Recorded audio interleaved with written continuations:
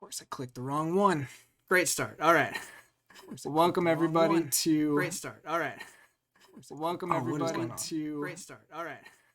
Welcome everybody. Stuff and things. Maybe I should not have my Twitch screen open in the background so that I'm not hearing myself talk. So, welcome everybody to the Phlox'em Twitch channel and this awesome event that we're going to be doing of Firesale Frenzy Top 8 Cut. I'm here with Big Z. Hi, Big Z. Hey. Here we are. Top And 8. We have an awesome night because we get a double header. We're actually going to pound through possibly 6 games tonight, so it might be a bit of a slog, but with these decks, it could also be really fast, so we'll see how that goes. I mean, ideally, game 1 goes to 3, and then match 1, and then match 2 goes 2 games, and we're done. Right. Ideally. So we'll see. We'll see. Like, maybe if the first match goes real quick, like during intermission, and we can play. Who knows? We'll see what happens. Yeah, but we got about 15 minutes before we're going to start here on the first game, as long as it sounds like we're good to go on everything, right? Everybody said they're good on the times. Yep. Our first match tonight is going to be Magnum Miles versus John Bever. So I know you've been following the decks probably a lot more than I have, Z, so talk us through what we're seeing here. We've got Narastar, Spawn of Ahana. And we're seeing Narastar, which was drafted at rank 11. Has done fairly well. Obviously, it's got here. We've got a current win record of 78.6%, 11-3 overall. Versus what's the next one? Symphony. Yeah, Symphony has a current record of 13-0. 100% has not dropped a single game in any match that it has played. Good and night. It was drafted 4th overall. Not a single game. That's pretty crazy, and that's actually, I should have looked at that beforehand. That's surprising to me because this matchup, I don't know that I would favor it. Well, and Narastar is, I think, owned by Magnum. He drafted his own deck for the event. I think that's what someone said in chat. I believe that is true. I am double checking. Yeah, like he has the image of the real deck in his DOK and everything. Yeah, right here. So that is very awesome. So as far as that stuff goes, let's talk about the decks. We have not talked about this matchup anywhere to date. So what do you see? Well, first thing I see, and we can talk about this later with the second pair of decks, is I don't think any of the 4 decks we see tonight have artifact control. Yeah, two big zeros here, right? 0-0. I talk about all the time as being a big need. Kansas City's event, their Archon event, the winner there also has 0, and it was a deck from this event. So crazy times, right? Like the meta be shifting. It's gonna shift a lot more soon, but we're not talking about that tonight. Okay, so no artifact control.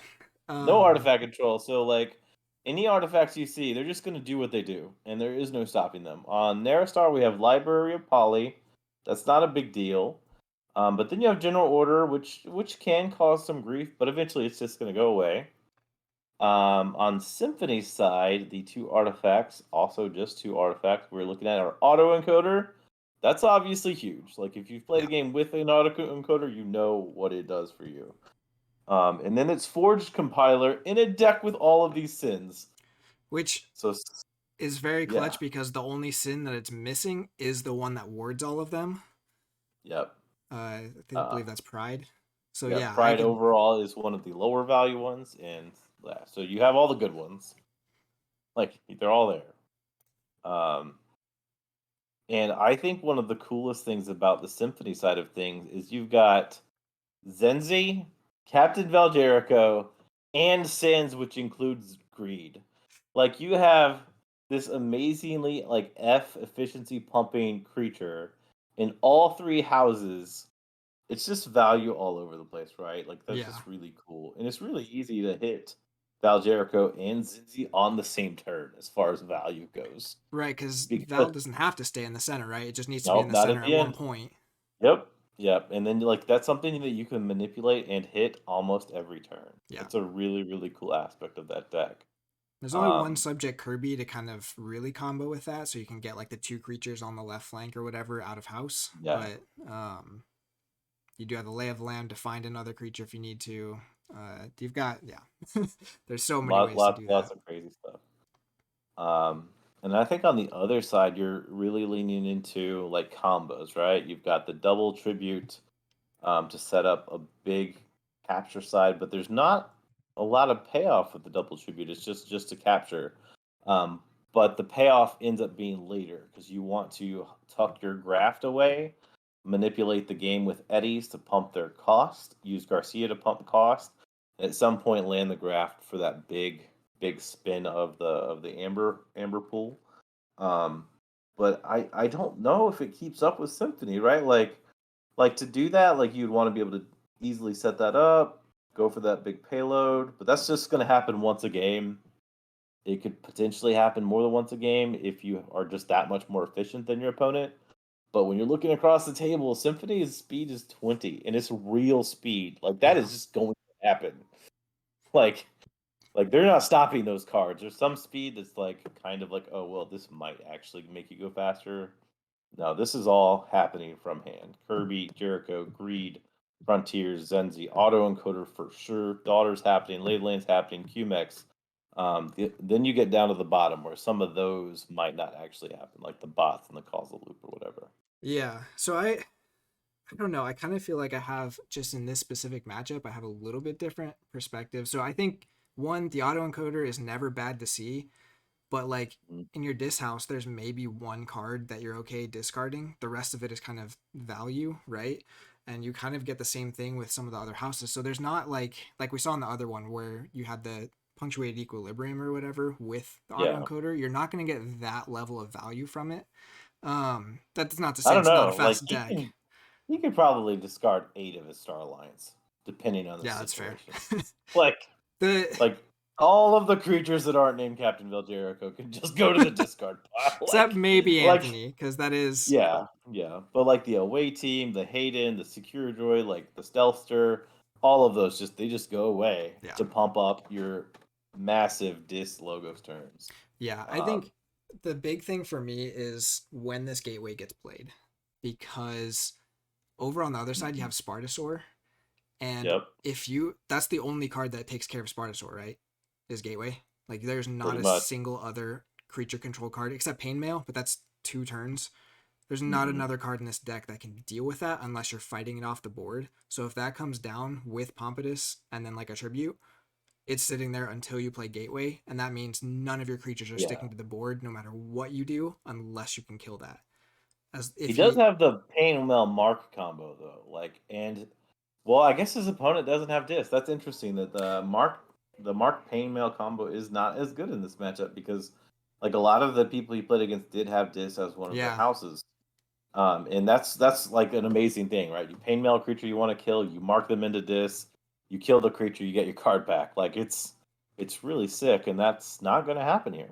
It's just an odd matchup where one of the yeah. people doesn't have dis. So for me, this matchup is going to be all about the board control, and because I Hmm. feel like Naristar actually has a lot of good answers to the dis. Of course, if he gets the Forge compiler play off with all of those sins, that's going to be Hmm. really tough to deal with in one turn. Because usually, like you have one turn with this deck because there's no essence scale, but you only have one turn, and if you don't deal with it, you're in trouble. I think the graft and the knowledge is power are going to be the really big play around cards. You only have one Infernus, but you do have Well, one Infernus, so you can get rid of those at some point. well, but on Narastar's side, like Graft is only going to fire once, and he does have archiving from hand that can hit it and hit it well. On the other side, I think your biggest point about the gateway is Symphony does not archive by target from hand, other than Causal Loop. It has one card in this whole deck that can actively choose to tuck a card, and that is Causal Loop. Yeah, Everything else is randomly archiving if it archives, right? Like it's not controlled archiving. Whereas Narrowstar is the complete opposite.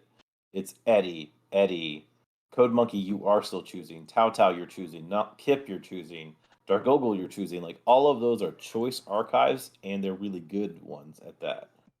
So it will be interesting to see like those choices that like the Narrowstar pilot's making are going to be the choices that give him a chance to win this undefeated like match against the undefeated monster. Yeah. I mean, I think it's going to be a good match for sure. There's a lot of tools on both sides to kind of give it a lot of back and forth. All right, so We'll I see. like to do predictions. So who are you predicting and in how many? Two or three? Well, like I said, I think when I first looked at these matches, I was surprised when you said that Symphony was undefeated. Because I probably value board control too highly, but against Saurians with an ancient power, it's hard not to overvalue board control against that, right? Like, so Yeah. my prediction has been Naristar as I looked at this somewhat briefly, but hearing you talk about Symphony, I'm a little bit nervous about that. But I think I'm gonna stick with Naristar for now, just because I think that Spartosaur is gonna have in best of three. There's going to be enough kind of creature control that the Sins don't actually get to do what they want to do in like most of the time. So I'm gonna try that. I think it'll still be like 2-1. I don't think it's gonna be a blowout, but yeah, I don't know. I probably just favor Worlds Collide because I'm also a Worlds Collide fanboy. But Um, I like Narasar. I think there is a chance, but honestly, I've got to go Symphony in two. yeah, Like, I I think it's just gonna happen. It's real hard to overcome. And even on the other side, we didn't even talk about this, but like Narastar, even if it hits a graft, manipulating those tributes to do the graft, it doesn't have key cheat. Like it's yeah, got to forge Amber the natural way. And on Symphony's side, there's two EPs. Like and the Desire, right? So yeah, it's two EPs and a desire. Like these aren't a small hurdle to overcome, in my opinion. So we will see. I would like to see it go to three. Just for the as we just discussed, we have another game after this. right. But So part of us I, wants it to go. I, Not I'm it's winning. It has yet to see anything to prove it's not going to stop winning. So I'm gonna continue to pick the one that's proven in as being a winner. And I think they might be queued up. Yep, they are queued okay. up if you want to head that way. So we will head over there and One. Yep. there we go. Yeah, switch my screen over. So we got the awesome sponsor logos going, and I think we're good to go. I don't know Thank if you wanted to talk about those. I guess there's only one of them, but well, we'll luxury ask. playstyle. Yes, Awesome. luxury. The winner of this gets further up in the pricing, but these are already in the pricing. So this is a free event to our players. But LP Luxury Playstyle has been gracious enough again to sponsor our event. So the winner of the whole dang thing is going to get a set of LP keys. They are fantastic. If you haven't seen them in person, they are pretty amazing. Come to the GG Keyforge celebration, and you'll see plenty of them. Awesome. So looks like they're ready to start.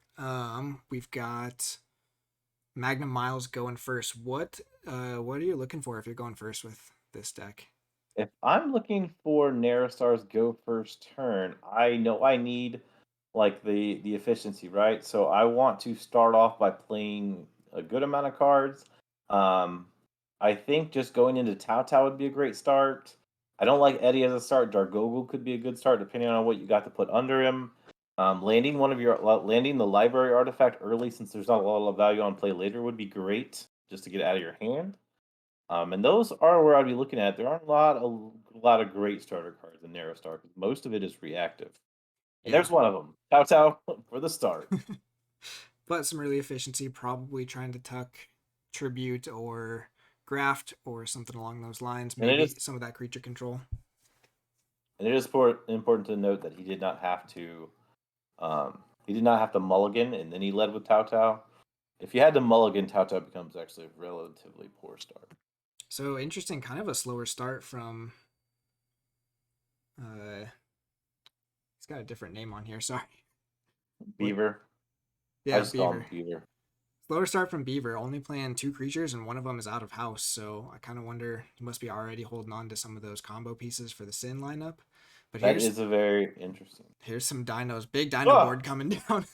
It didn't pull the archives either, so that's without having to kind of craft that hand too much. We've got 4 dinos. yeah, Pompatus is warded, so I mean, you're already in a situation where you have to see that gateway soon, right? I think this yeah, is and, this is and what I we're was talking going about. back to Star Alliance. He only drew 2 cards, so it's interesting to see that as the call here. Like, what is he holding? Is he trying to Ooh, pull out like that gateway? Like, hold does on to that gateway? does subdue the Pompatus there, which I don't know if that's probably the best one to hit there. I mean Draco Praco though, like it's kind of not a great card, but forcing all of your little Starlines dudes to fight, it's not the worst. Well, my thought is if Beaver has, if he has his gateway in hand right now, he didn't call that house twice in a row. He wants to draw out more creatures, and he wanted to remove the ward, right? Because wasn't it warded or something?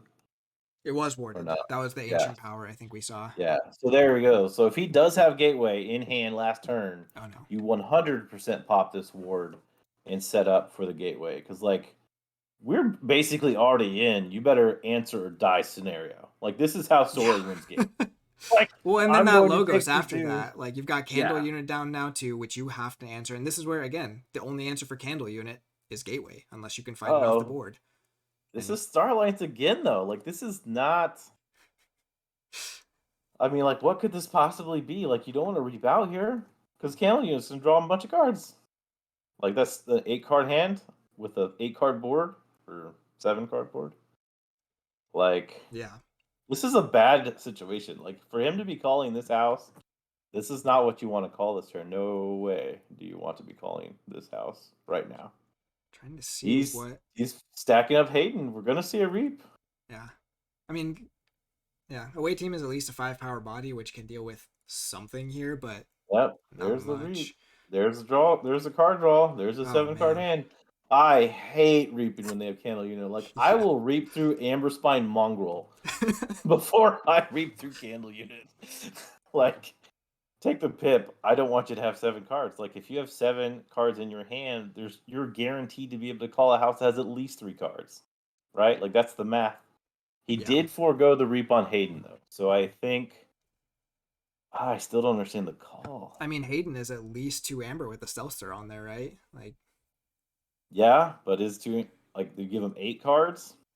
yeah, he could It's be just holding these on are to some EPs now, just expecting a big amber burst from this Saurian, and just doesn't it true. doesn't matter if he gets more amber on that turn. We did get Wrath down, which is, I mean, probably the least one of the lesser important sins, but it's at least protecting Kirby here because gotta go look what all targeted removal does. Naristar have. It's not a ton, right? Like there's a lot of No. large clears, but I mean neither of them are great as far as actual like true traditional C, right? Like yeah, they like one has the one gateway and then that's that after that. On the other side you have Red Alert, which is useless at the moment, and your general order, which like I've it can be good and it can lose you the game. Like I've beat several people because they played their general order. Um, so it's just a matter of like how that comes down when it comes down and who can manipulate it the best. yeah. Okay, so we got a tribute. Oh, is that just like jumping fast for you? Maybe I'm missing some stuff. Or he's doing things quickly here. Tribute onto the Odoac just for the 2 ambers. It doesn't go for the full 4. Well, Um, remember, like his only payload for that is grafting on yeah. the other end. It's there's no crush here. But There's you're already no halfway or into the deck, and you probably at least have another tribute and Beaver's on 0 amber. But still, Mhm. like it's just, yeah, it's not necessary. We did have the Draco go off there, so all these Star Alliance creatures are enraged. All right. We are seeing the gluttony. If he lands a really good mark here, which I've seen decks like this do, like gluttony plus mark in a way that they can't respond to your gluttony is huge. So if he does land that, that could be a thing. Yeah. We will see what happens with that. But I gotta Kicker think me. he really needs that mark on the gateway turn because like with this lineup, he's probably sitting on just a bunch of Star Alliance at this point. So if you can keep him from playing any of that, the turn you wipe this But board, if you do it this turn, you get a key out of this. Like, if he doesn't have another Eddie or Graft. Okay, I so he mean, but does in kill. this, like going back to this, he could easily kill the Eddie. Yeah, does kill the bigger of the Odoax, which there's not. Is there any steel? No, the Odoax aren't super. I definitely would have killed the Legionary because I need Candle Unit to be able to be killed. Like, but we'll see. I mean, even if he does end up going back to this, he could then kill the Legionary and Picker and kill Candle. Um, you still need to deal with Eddie too, though. Yeah, That would have been one less thing you would have to deal with. Like Odoak, I don't think I would have cared about at that moment. this is one of the things though that you don't really think about with Wrath too much until you play it. He did just enrage 4 creatures. They're all Yeah. bigger than your creatures, but that is gonna slow Miles down a little bit at least. Yes, the Amber generation is going to be much slower. I, however, would have probably enraged the Sanitation Engineer over like I don't know something else. Like Yeah, because his reap effect is real. Like it's and everything else, like this guy gets bigger. This guy's already yeah, huge. like I don't care if Odrak's enraged. Like So Miles is going back into Saurian, so still holding on to Starline stuff. I wonder if he's gonna wait for a bigger red alert turn because he is already up by 2 creatures on Beaver's side. So one more well creature gives him a I'm pretty hoping big. he has a way to answer the gluttony here because like though he wasn't marked, like you need to answer that, right? That's true, and we do have the potential key cheat with the desire now. Mm-hmm. But I So that would was a guess. reap. Oh, Axiom. Okay, there you go. Okay, so chooses That to kind of kill his own board, but I'd say that's worth it. that did answer the bigger threats on the other side. Although he did have the board though, like I don't know if I like that, right? Like on the other side of the board, he had to do all of the stuff just to kill Candle. So Yeah, he couldn't have. Yeah, that I don't know. yeah, and we are gonna see probably at least one of those effervescent principle come Yeah, down. here is at Sorry, least one 11 EP right Amber. here. But I mean, yeah, yeah. Maybe a That's a. second one. Did you bring a notebook this time? We need to No, write these no. down. Why'd you play the Axiom? Let me open a Word doc quick. Because yeah, I think I agree. That is an interesting call there. Either way, he was going up a ton of amber. So like, oh, I guess Desire would have made his key cost 10. Right, but you had Uh, enough Saurians to fight that off, right? yeah, But I guess you maybe don't do that and deal with the gluttony. So that's true. I And he don't know. knows the gateway. And he does know the gateway is going to come eventually anyway. Yeah. But that's still like your opponent gaining the chains versus you gaining the chains. Um, So we do see some efficiency come back on Beaver's side here with the well, and Zenzi then and the yeah, daughter.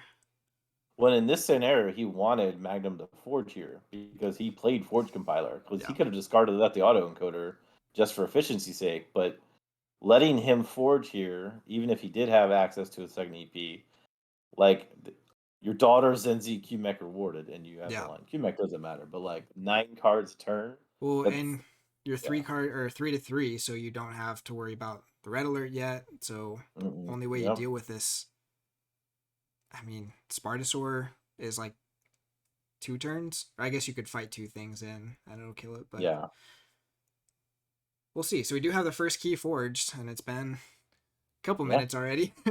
So might not be the Well, fastest games ever, well, but and it's a clear one key over none because like right now, even though he has like efficiency, he's only 10 cards left in deck to 16 cards left in deck. yeah. Like you are a full clear key ahead in a relatively equivalent board state as far as everything is considered. So we see the information exchange. Another Eddie come And down. That's a second Eddie, right? Yeah. second Eddie, that's it. There's no recursion on that side. There's no recursion on either side. It's just whatever the cycle brings you. It's Which, like we said, Beaver's deck has 20 efficiency, yeah. so it's gonna get back to it fast. But we Mhm. still haven't seen the gateway, which is pretty big if he's able to hold that till kind of Whenever he needs it, yeah. yeah. We do have 3 in archives for Miles, though. Let's see. Oof. Yikes. There's that incremental damage, like that is still a lot of work, which is not normal, but in this case the amber was already dealt with, so and now we're just gonna reap. We still haven't seen any Star Alliance played, I don't think, at all from Miles, But right? I mean we saw a little bit from Beaver at the beginning, and then Miles has played none. Like 0. not a single house called a star. Because the other thing in, I mean, yeah, it's not that big of like a Voltron, but you do have like Light of the Archons and stuff to try and make another big creature that Beaver's deck can't really handle very well without the gateway. Yeah. Does he have the United Action? Always fun when you get to do it. Nope, he would have played it. There's a red alert. Okay, so we cleared the Remove. wards at least. Yeah. Well, that will kill all of them. So that is a good case use for general order. Yeah. My But question is, what happens after that? Because that's where people get in trouble. looks like he hopes Eh, the Preco stays alive. Yeah. Which, I mean, most of the control is gone unless he plays the gateway, but he could get, well, I guess he can't get marked on Sorry in here, which is good. Because he's got the 2 damage on But Preco. Mark would kill Preco here, and that's good. Like that's a win. Yeah. Like just all right, your dude dies. But with 2 creatures here, unless you can clear both of them, whatever creatures you put down this turn is also going to die. Mm-hmm. So, and Beaver's deck is fairly creature heavy, right? Yeah. I needed to go. But he's got the auto encoder out. So like right now, That's fair. like there's a totally legit use case, like to mark the kill the creature, discard all the creatures you have to auto encoder past turn. Yeah. Like that's a good turn. We'll see. And he's had, What what is happens. it, 2 full turns of drawing 9 with the Zenzi and the daughter? Or Oh was it yeah. 3? Did he drop to 3? Uh, Draw 3 I know, extra? I know for sure it was at least 2. Yeah, it was just 2, I think. Um, so it goes into Dis, does kill the Draco with the Mark of Dis, Yep. Yep. which, I mean, like, hurts a little bit, but it does kill the Kirby, like, guaranteed now, so. Well, I think this is a testament to player skill too. Like a lot of people will just hold that and not use it for that effect, whereas like honestly, like that is the best case thing you could do right there. Like, and then even playing pain mail, yes, you're going to lose that card, but just playing the pip, cycling through your like what you got. It's like now here's where I'm going to question some stuff. All This right. card's the gateway for the auto card. I mean, like, he's doing it because he knows he's cycling soon, right? Well, You but they got. both are 20 creature decks. I guess on the other side of things, like I still only play one of them. I know he got 2 amber out of this because Yeah, that's what Sloth does. that's But like actually a I would have tough. discarded Envy, played Sloth, because he is also keeping Magnum in that position where like now I can't play creatures like and he doesn't have auto encoder. Because of the way auto encoder works, just by playing that one creature a turn, like Boston's gonna win that. Like he's gonna win that exchange 100%. Yeah. Because he's gonna get more cycle as he's discarding the creatures and just playing one to keep the longer the order stays, the better Beaver's position will be. Yeah, and you said that early on, right? General Yeah. Order is such a trap card sometimes. I mean, I think he had to play it when he did, but the question is, he's got to get out of this. So, like, you are playing and then discarding all your creatures. Like, hopefully, you have a hand that would be good, okay for that. We know he's already played his one other artifact, so most of his deck is creatures. We just saw him dump all of his upgrades out of Star Alliance. The only thing left in Star Alliance is Stealth Mode, United Action. I mean, Um, United Action could still be like a Code Monkey turn with some he other played a stuff. creature. There it is. Like And the mini group. this is So this it's is the trap. Like that was painful. he does get the way Jargoggle works, he will get whatever card is under there, will actually play at the start of his turn, so there could be something sneaky with that. I don't know what it would That be, is but that part is kind of cool. because it gets Unless played like in a weird part of the turn too, right? It's like before you've even started the turn, or like unless right at the Beaver start. kills just the Charcoal somehow on his turn. that would go to He's the about out of creature control. Like, he doesn't have yeah, much to yeah. begin with. He discarded the Well, gateway. We've seen both of yeah, the logos. yeah. We've seen all the little damage stuff. Yeah, there is nothing left other than oh yeah, there is literally nothing left. There is no way to kill that from hand.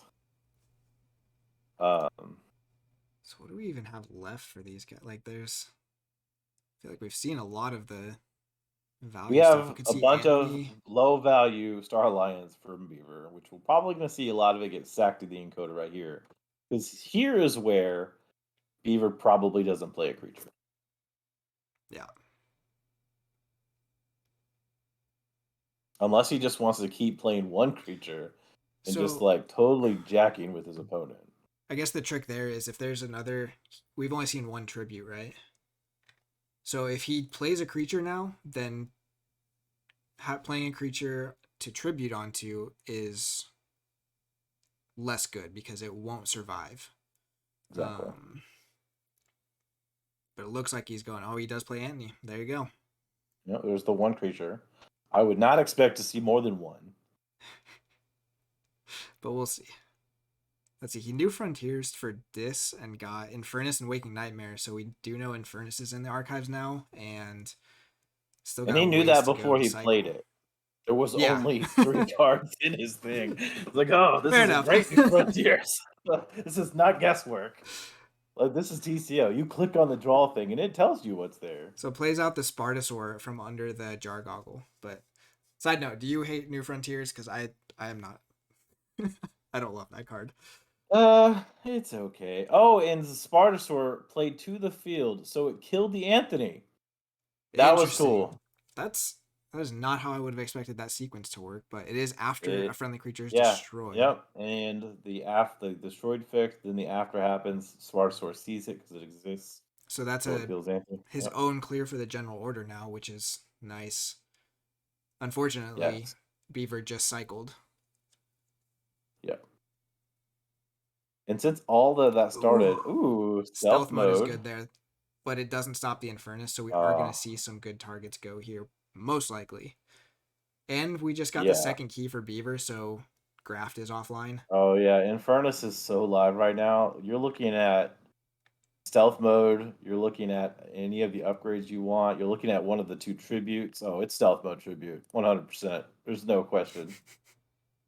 Like, this is burn it time. He is thinking about it, so it's not. It's the top deck something spicy to land Goes in. Like, Star Alliance. He might have is drawn this back Val? into. Well, he might. Yeah, it could be Val or Kirby. Yeah, it's Val. Fair enough. Fair enough. I still would have pulled the Infernus and burned here though. Like, Plays the I key think that match with was it. Yeah, a miss. because he's only got 3 cards left to draw, and with Yeah. like this deck is efficient, and he's got. Yeah, he only needs to play 4 cards next turn, which could be a lot, but we'll see. And playing Val into the Spartasaur, like that could be an Yeah. easy removal. Yeah, I don't And know. I discards the probably Subdue. yeah, I would have Weird turn. subdued something. That's a pip. I just like this is that the phase of the game where I'm just gonna push for the win. Like your foot's on the throat, just squeeze. Like Yeah, so he is just gonna start getting some discards uh, United action. Does not cycle. Kills the he Val with didn't Spartasaur. even play a card that turn. But what he answered Val with Spartasaur because of Chan. Gained a lot of amber. We Is still this don't another see Infernus EP? come Yep. down. There's the EP. Do you? I told you, man. Like, if you don't have key cheats, double EP on a high efficiency deck is Yeah. it's stupid. Like, it's like, oh no key, no key cheat over there, And huh? we do Like, see the you're Forge compiler come back down, so if he doesn't forge very soon, we could see a um, oh yeah, just a really hand big dump, warded and then board. he only has 5. Oh, he has 7 archives. Oh yeah, like Yeah. he's setting up for the knockout. I think he could have played through some of that differently though. Like the how is the discard pile still 26? I mean, it's not going to stay that way. Like, he's lucked out of Infernus for 2 turns now, so if If Miles doesn't cycle here, he might be in trouble, but I feel like Beaver doesn't mind just purging his own stuff just to keep that key off until he's got the board he wants. Or he just lets the key go through because he wants to ward the Yeah, board. true. We're getting a little bit of ping, so sorry if anyone sees stuff cut out a little bit. I don't think... Still not dropping frames, but... He did actually have a significant push amber-wise, though. Another EP, third Oh, EP, man. all of which had great effects. He's still like, And I don't just the know. Zenzi, though. But, I mean, like, you got 14 cards available for his next turn, and you have to forge if you're Miles. So that forge Yeah, compiler is just terrifying at this point. Do have Spartus rewarded, though, so that could be a pretty easy board clear for him. yeah.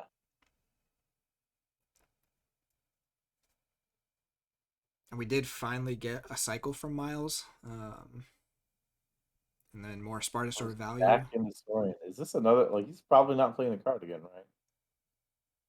Plays a tribute for 1.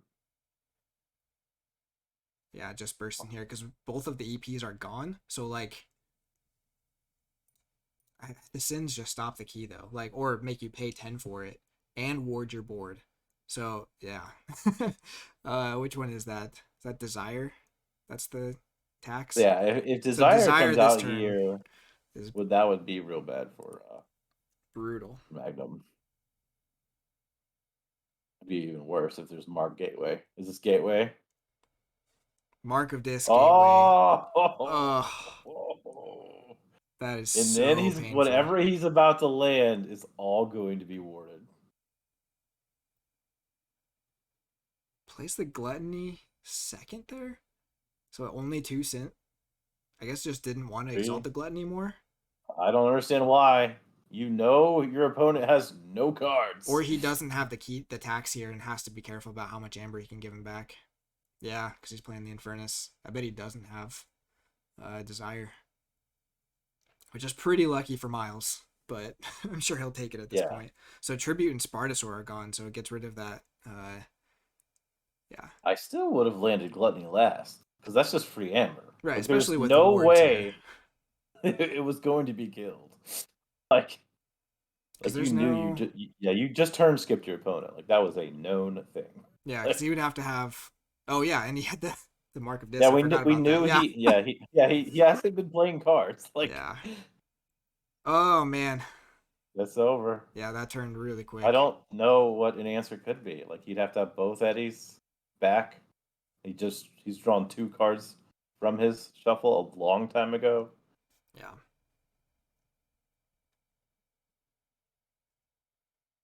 So definitely not. I don't even think 2 Eddies stops this.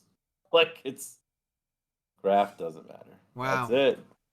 So first game goes to Beaver there. Definitely. Whoever made this game turned off that we couldn't chat. I know. Wow. I'm gonna talk to them about that. Snubbed. We would tell you guys GG, but oh man, he's ready to go. Yeah, going second though. That makes a lot more sense for that match. Yeah, no. Some decks have a great the odd thing about this is Symphony, Beaver's deck, has like 4 great turn 1 plays. Yeah. But I still think he made the right choice because Narastar has 2. Had like 2 cards in the whole deck you'd want to play on turn 1. But Beaver is looking at Daughter, Zenzi, Kirby, Val, like Greed even works. Like all those. Like it's like that's 5. That's 5 on the play fire type card. Looks like we can actually chat now. Hey, because the rematch doesn't see the settings.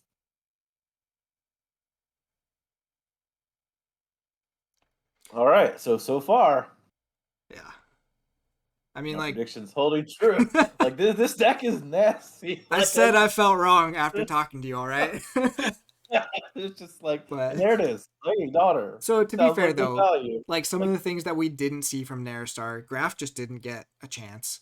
Yeah. United Action was literally discarded. So there Hmm. is a lot of value we missed. I wonder if he'll not play the general order this time because that did come back and bite him. Yeah.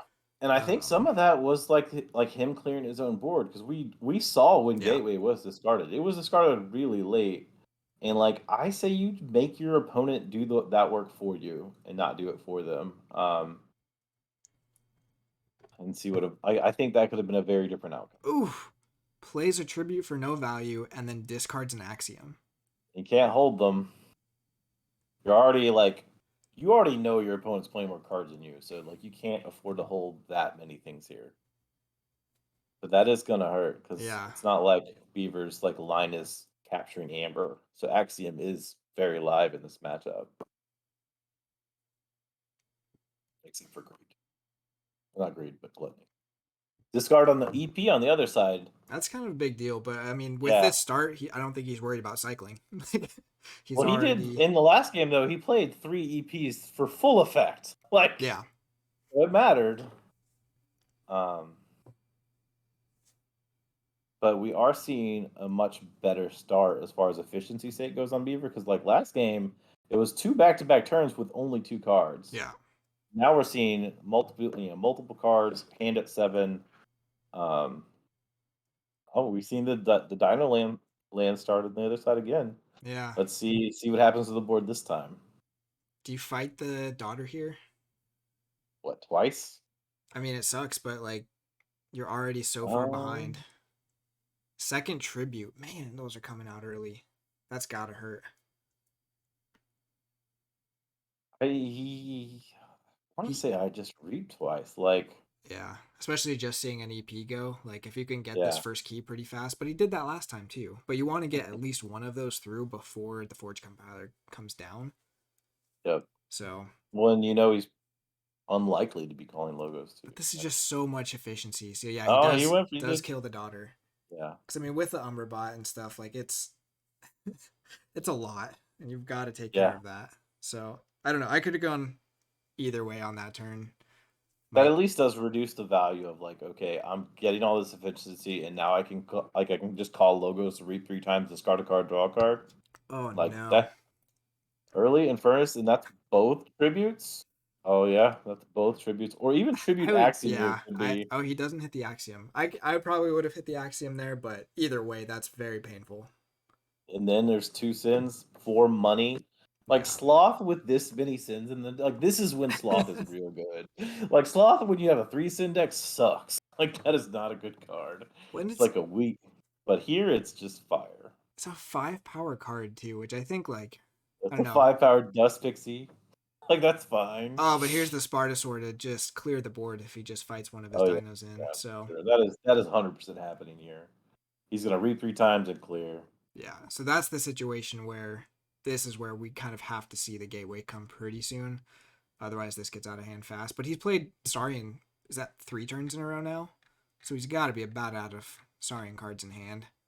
We're looking at 4 on table, 2 in discard, 2 in purge. Yeah, that's 8 of 12. So he should actually be on fire the rest of the game. And unfortunately, his Boston just landed the Uh, the dang forge compiler. So yeah. and then But causal loop. if the That's Spartasaurus probably a stays down, Forge Compiler is yeah. much less scary. But he But didn't forge that turn, so he's got. we also haven't seen the gateway though. There's the candle unit again, so. And we know Axiom is gone, so he's not going to sack his own candle unit this time unless he plays the general order. All right, worst case scenario here. Oh nope, it is not marked gateway because that could have been like done. Yeah, It's that would have been a problem. uh, Um, this key. Oh, he could have Anthony here. Um, or just another EP because you're only on 2. But I guess no, he went Star Alliance. Yeah, he could still. Val. We haven't seen Val yet. See, I mean, Val just has a capture pip on it, so that's all you really need to stop this key. And the tricky part is now if you kill an Eddie, Spartasaur kills a good chunk of Miles' board too. So it's Yep. kind of the backfiring there. Does just play the Anthony. I don't know how you say that one. I Either always way, say Anthony, but it doesn't matter. Could be Ant 1-1. Zero knee. Ant 110 nine. New York. See Got the Kirby. Kirby coming down. It is interesting that he is just choosing to build board with the Spartasaur online. Yeah, I mean the Spartasaur is stunned, so it's not getting the fight value. Because if it was, I mean maybe you still just go sorry in here because you Keep get a pounding. steal. You can, you don't Use a really. Yeah, you can kill the Antony if you want. But it'd be pretty easy to accidentally kill your own Logos board here too. So he goes back into Logos, might just kind of creep start out. reaping. Yeah. Sometimes that is the best option. Where did where did Boston get the 3 archive? Did he discard some stuff to autoencoder? I just see the causal loop. He discarded away team, Oh, last turn. Okay. and causal loop is the other two. So probably has the other EP coming soon, which is just gonna hurt so much again. Mm-hmm. Especially like how we didn't talk about it before, but we talked about how Desire helped set up the EP, but Anthony helped set up the EP too. Like it's very Yeah. synergistic. The tricky part is last game he was able to do that without fear of the graft. This game, like, do you hold it until the graft is gone now? I guess it depends on how much burst Miles can get, but that is a tough decision point because you already have one EP gone, so you know you're not drawn into the other one. So But he just, uses his own Spartasaur to kill his own stuff too. Clear board on the other side. but this does kind of just force the EP, right? Because we've seen the taxing gone too, desires in the discard. There's not many ways to stop this key, and probably not a ton of things to put down for a ward if you let it go through. Depending on his hand, though, he could still mark gateway land disc creatures. That's true. That's That would be painful. and you know your opponent now does not have Logos or Saurians. Like you would just stay away from the graft Yeah, and hit the Saurian. there it is. So there's the first part of that. There's envy. There's greed. Are we going to see the third one being gluttony this time? Yep. Again, and again, we know this is not being stopped here. Like, and then, so what do you do? Like, if you can forge amber, if you're Magnum, like, you know what envy gluttony does. Any amber you forge right now is just your opponent's. Like, there's nothing you're going to do to stop this. Like, he must not see it. Like, I don't get it. Like, that was Played one card. discard, Yeah. discard that because he is now going to reap with envy and steal everything you've got because gluttony envy is just straight up BS. Like, it just is. Like, there it is. And oh, by the way, greed makes his hand gonna be 9, like, or 8. And there's Wrath too. Oh yeah, why not? Like it's Jeez. like I actually would discard it. I probably not because I would have played Wrath because of greed. I would have discarded. Did he discard Picaroon? No, I would have discarded that one. Yeah, it's not doing much for you here. Yeah, I would have discard Picaroon. He had 2 left in his draw. Keep pumping those archives. Make him answer what you're doing because literally he has to answer Infinity Gluttony before anything else in this game, or it's just over. I'll steal everything you've got every turn. Yeah. And they're both awarded. So I mean, like a united action still only gets you like I don't think there's anything red in alert his is deck that basically, can answer both of them. Like red alert and then general order. That is the only way. yeah. So there's general order.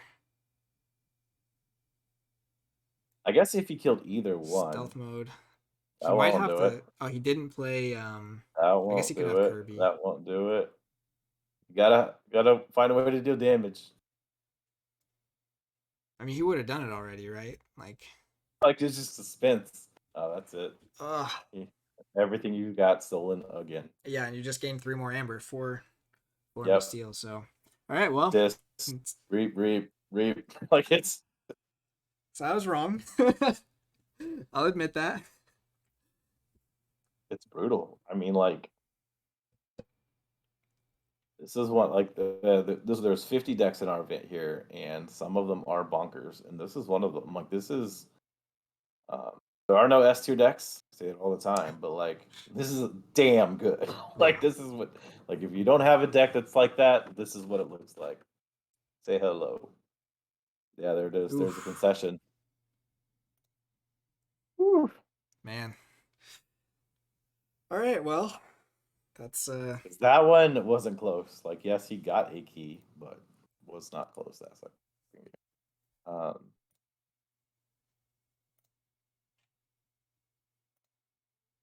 so. Do we want to get him in here for some I chatter? am sending them a message to see their availability. Um, hey there, John. How's it going? Pretty pretty good, no complaints. So congratulations on the top 4. We will come back to you in a moment. Magnum, how you doing? Well, can you hear me? Yeah, we can hear you. You're great, coming in clear. I think out of the whole match, we only had a question, inquiry note as far as like what was the decision process came from Magnum. At some point in game 1, I think you had outboarded Beaver by like 3 or 4 creatures. You had a really strong Saurian, really strong logo set going. Candle Unit was actually giving him a really hard time. And then you decided to play the Axiom, which cleared like a lot of both of yours. Right. What was the thought process there as far as like that iteration? Did you consider not doing that? Like what were the factors there? So I think that was when he laid down all his sins. And I know, I did my own play testing. I think one of those sins was greed, and just I had to answer it, but answering it was going to be really awkward, like getting all the threats off. Yeah. And from what I saw, um, he doesn't need to reap to win. So like, I mean, it's great if I can get card draw off of it with the candle unit, but Yeah. that's not even required in 20% of the games to like win, like because it's just so favored. But like I just need to slow down his card draw, because the only Yeah. way in my play testing that I could win is if he got into awkward hands and couldn't have those size 8 hands, size 10 hands, whether he had the Zenzi out or if he had the greed out with a whole bunch of other sins. So whenever I see greed out or Zenzi out, I was like, I have to answer that just so I can maybe force him into some sub perfect plays. Not even going to say suboptimal, sub perfect plays. Yeah, that was the way I went. Because honestly, the way that deck wants to play is to not have interdimensional graph be in the bottom 5 cards both times. Yeah, that was rough. But it can board out with Saurian because it has a lot of capturing effects, and with the library Polyosaurus, like it actually can generate quite a bit of amber, do a little bit of amber control, and like keep controlling the board. And like with Spartosaur, you can keep trading off like one Saurian to clear the enemy side, and then his own fight effect generates amber. So it can do a lot. The rest of the board is rather insignificant. Yeah, if I can stick some eddies to increase key cost to set up the interdimensional graph, that's great. But unless you draw the interdimensional graph, it doesn't do anything. Yeah, that's kind of what we saw. Yeah. So in my other games through the tournament, I lost one game in my very first round to Murph because interdimensional graph was in my bottom 3 cards. In my top 16 match game 1, I lost one game because interdimensional graph was in the bottom 2 cards. And then today it was in bottom 8 and I think bottom 5. Oh. So whenever it doesn't show up, I have a 0% win rate.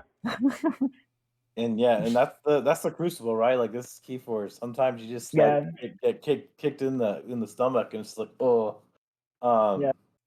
So and I don't want to be all doom and gloom. Like I know that's how it happens. And like even if I have great interdimensional graph plays, like I could go up to like 20 amber. He could go effervescent the principal, and I'm not even in check anymore. So like, and he's got the Anthony, so like he has great answers. So even if I set up a great play, like he has fantastic answers. So even in like the my ideal setup, he has plenty of tools available to him with Symphony. So like me and it's a tough matchup.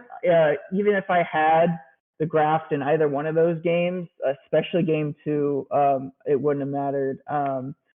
Game 1, it would have been okay. I still think I would have lost that one close, but it's a tough matchup. Yeah. For sure. And that's one of the things that we were talking about in the pre-game is like, yes, you can hit a huge graph once a game. Like your deck, it's fast, but it's not like I'm gonna cycle this for sure fast, especially in relation to your opponent here. So it's like one good graph to turn at most, and then on top of that, like my big thing was like you don't have a key cheat. So like on the other side of the board, he's either gonna make you forge at 10 with the Sin. He's gonna double EP. He's an Anthony. Like there's a lot of stuff happening on the other side that bursting one big time, once a game is just not enough because he does have 4 different ways to answer that. Even Waking Nightmare. Oh, you've got 15? I have 9 creatures. Like forge at 15. Go ahead. Right. And that's why I said I needed to have like the Saurian board, because I needed that constant generation of like, okay, you can take me off check. I'm going to generate 5 or 6 more Amber. All right, now do something. Like if I keep asking questions with Saurian, I could win. But that's like the only kind of threat I have, only chance I have in that matchup. But he's got like the Market Disc Gateway combo, so it could be like, oh, you just called Logos twice in a row, or you just called Saurian twice in a row. Let me Market Disc that Saurian creature, clear the board, and basically guarantee you're going to skip your next turn. And then also, and then doing that, like following up, like especially if I'm on check, where he can then develop some Sins. And then if he has the Forge Compiler out, where it's like, oh, I get to do nothing against all these warded Sins. It's like, oh, okay. So there's a lot of we saw all of that. Yeah. There's a lot.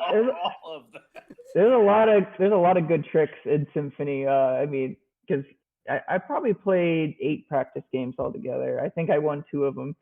So it was very, I'd say it's pretty tough from my perspective. But it's such a complete deck. There's it's just eye candy up and down every house. It's got the leader in Zenzi, Captain Val. You've got all the Sins, and there's just so much Amber control, and you've got good, decent board clears in case you do fall behind. And you've got the Market Disc to really combo that gateway. So it's like, oh, I get 3 chains. Oh, you skipped your turn. I think I stuck him out ahead. So you don't really care about the chains too much. Especially even as an auto encoder to discard the 4 below average cards in the deck. Right. And then also like that was kind of like a soft counter for me. Is like I want to keep the board clear if possible. He could actually like use his auto encoder to soft counter my General Order 24, because he'd be like, oh, well, I eventually want to go creatures in the next turn, so I'm just gonna play a bunch of actions, generate some Amber. I've only got 2 creatures I don't care about. Oh, I'll just archive the top 2 cards in my deck, and then I'll be able to play creatures guaranteed next turn. So there's a lot of tools, to either hard counter, soft counter what I'm trying to do. Well, how was your experience overall, Magnum, for the league? And then we'll get to John. Although I think you just covered every victory point that he could possibly say. I mean, I guess on that note, I guess since I played both sides quite a bit this past week, I guess I could speak for both sides. But I definitely want to make sure John gets a. But because you went 8-1 in the round robin, so like that's you won your matches, but you only lost 1 single game until today, so that was fantastic. Like, how did you enjoy the Firesale event so far?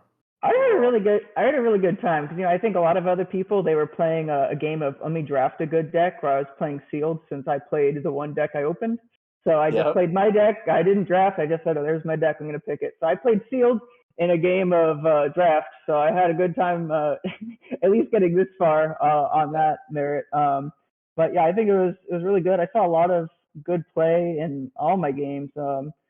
I can't really think of another time where people play decks that they're not familiar with, and they played them so cleanly. So I just think it was well played in the group stages, and then I guess the top bracket, the winners bracket. Had a great game, top 16.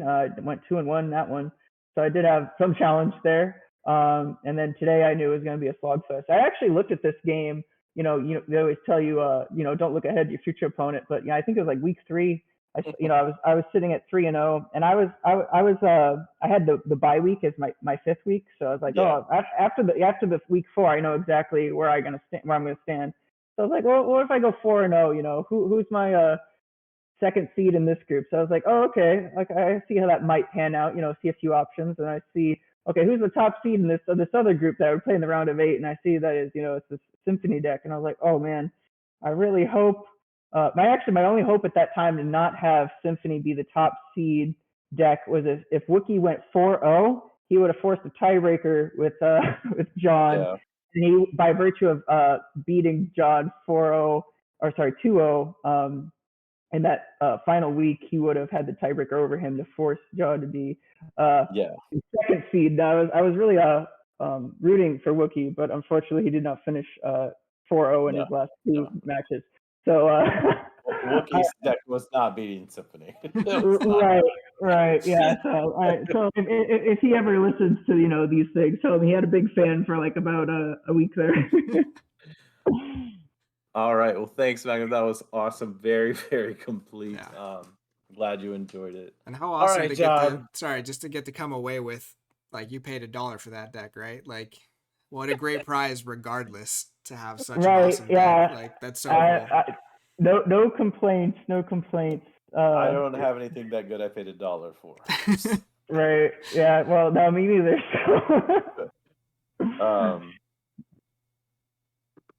Okay. All right, John. Undefeated still. You have not dropped a game yet. Are you going to lose a game this event? Probably. Maybe. Oh, maybe. So, well, Magnum just detailed pretty much the whole matchup in every possible way he could lose to Symphony. I think so. Yeah, he did a good job. So, any comments or additional input you want to share just about this match, and then we can talk about the season? Yeah, I think one thing that I did want to say is I know that Miles wishes his interdimensional graph would have come up, but I was playing as if he had it, I think, the whole time. And I think what actually helped me, especially in the second game, is just the info of what's not in the deck. So I think he was forced to go Saurian. He had a pretty big Saurian draw early in game 2 and actually got rid of the Axiom of Grisk, discarded it. And just the info that was in the graveyard let me set up the Mark of Dis gateway combo and not have to worry about that it was still in his hand. So just I was just trying to pay attention to what was in his graveyard, know kind of what he had left the whole time. I did not get to practice as much, but obviously I'm pretty confident in the deck. I do have a lot of reps on it by now, so I was feeling pretty good. For sure. Like, you didn't, even when you submitted practice games to me, I think there were only 2 people in the whole event, and there were 40 people doing this that submitted that they won all 5 practice games, right? Like, yeah. Maybe there was another one. Maybe it was just you. Actually, yeah, there was an 05, so I got those backwards. Someone had 05 for practice, and you were the only one that was undefeated in the practice. An interesting story about actually picking Symphony is that I tested, briefly, I think the night before we had to pick, with Ryan, a Houston local that Z, and I played Symphony against him, and he had a higher pick than me, so he could have picked it, but I kind of gave him a hard time, saying like, "Oh, I don't want to practice with you if you're going to pick my deck." So he kind of let me have it. I don't know if he would have picked it anyway, but he said it was on his he said it was on his radar. But well, then he should have been practicing with someone in another bucket or something. Like, I would have griefed him out of that about that too. Yeah. But yes, I am sure that most of the people that are like, I think at this time, actually, yeah, there is one person left in the event that picked higher than you, right? So that will be. I don't think that can actually happen until the finals. So if Hiram Graf proceeds through his bracket and you go all the way to the top, you will not meet Laszlo until the very final game. and that is the only person left that drafted higher than me. Good to know. So talk to us. I mean, obviously you've had a lot of winning on winning on winning. Like, so I'm sure you enjoyed the event. So talk to us about how you like your experience in the fire sale event as far as all Yeah, I that mean, goes. I think it's a unique format for sure. Like, it's, a huge list of curated decks. You kind of don't know where to start. You're just given this huge list of crazy decks that are all better than your own collection. So it feels kind of cool to be able to pick from those. And then I think Miles said it, but I've been surprised at how cleanly people have played decks that aren't theirs as well. I think in whole the level of gameplay has been really high. So I think, you know, even though I haven't dropped a game, I think that there's definitely been some really good gameplay going on. Yeah, I mean, I got to watch like during the round robins. Like, I would see people, like I would know because I was in all of the frenzy groups. So, like, we didn't air anything, we didn't record any early stuff, but like I knew when people were playing. So I got the chance to like watch games during the season, and everyone seemed like they're having fun with it. A few people got in the chat, so that was really cool to see. And I think like in total, I think two people at the very beginning of the season were playing decks that they owned, and by the end of the season, I think four more people bought the decks they were playing, or something like that. So that was all really cool to see. I definitely did not do this for marketing purposes. So everyone out there, it owes me like 10% of something for those four other decks. So good job for the people that got sales out of this, because I didn't. This was all for free for fun. So I was just good to see people having good key forging time, and we'll probably do something more in the future. I know ABR is just starting and all this other stuff, but AC is around. We will always have something to offer as things pop up. Um, all right. Well, I think Orion, you have any questions? Um, Not too much. I feel like I kind of just got shamed for my lack of deck knowledge in that match, but you guys both did awesome with what you were given. And yeah, I think just to what we're saying about this event, Z, it's been really awesome, even just to see kind of the types of decks and like how kind of like this restricted sort of meta is going. Yeah, it's just cool to watch and exciting to see more stuff come out. I do hope we see Symphony on an actual table at live events one day. Um, I don't know if the owner in DOK that has it tagged actually owns it. It's not a name that I recognize. Trust me, I have messaged this person. um, like it says they have a lot of decks, so I would assume that like would intuit that it's not just someone random marking a deck. But I don't know. I hope whoever does own Symphony does bring it out to some events and we get to see it played in real life, because I think it would be a very very fun one to see in the real world meta. It's just a fun deck, and there's levels of fun decks, right? Every deck is unique, quotation marks unique. Um, but this is a really really cool deck to see in action. It would be nice to see it in real play. Not that this isn't real, but everyone knows what I mean. Um, all right. Well, I think we've got some time before the second match. Uh, all right, it's your call as far as what we do. John Magnum, thank you for being here. Great games, well played, and great pull, Magnum, and great pick, John. Cool. Yeah, appreciate you running the league, Z, and Orion for streaming. So a lot of fun. Looking forward to the next match. Yeah, Sam, I want to thank you guys for your commentary. Thanks, Z, for organizing. And yeah. Cool. Thanks you guys for playing and letting us hop on here and watch. It was good games, even though it was some tough stuff for sure. I don't know. We've got what is it, almost an hour before the next match. Yeah, we've got an hour before the next match. I think we could probably put the stream on a wait, or like I don't know. Yeah. I don't do anything regarding streaming, so you tell me what that looks like. And I'll follow your lead. I just feel like I lied to people that we were doing the double header, and now we're Well, we are. kind I of got mean, this. like we can kick John and Ryan out of here. Not Ryan, you're right. John and Magnum out of here and play a game while we wait. I don't know. Exo73D wants us to play a game. Oh, I someone wants just to play. I just got my prediction wrong. I don't want to then also lose on stream. Keyforge is about losing games and learning from them. If you haven't played enough games to lose 1,000 games of Keyforge, you need to keep playing more games. Like That's totally that's fair. when you know you're there. Once you've lost 1,000 games of Keyforge.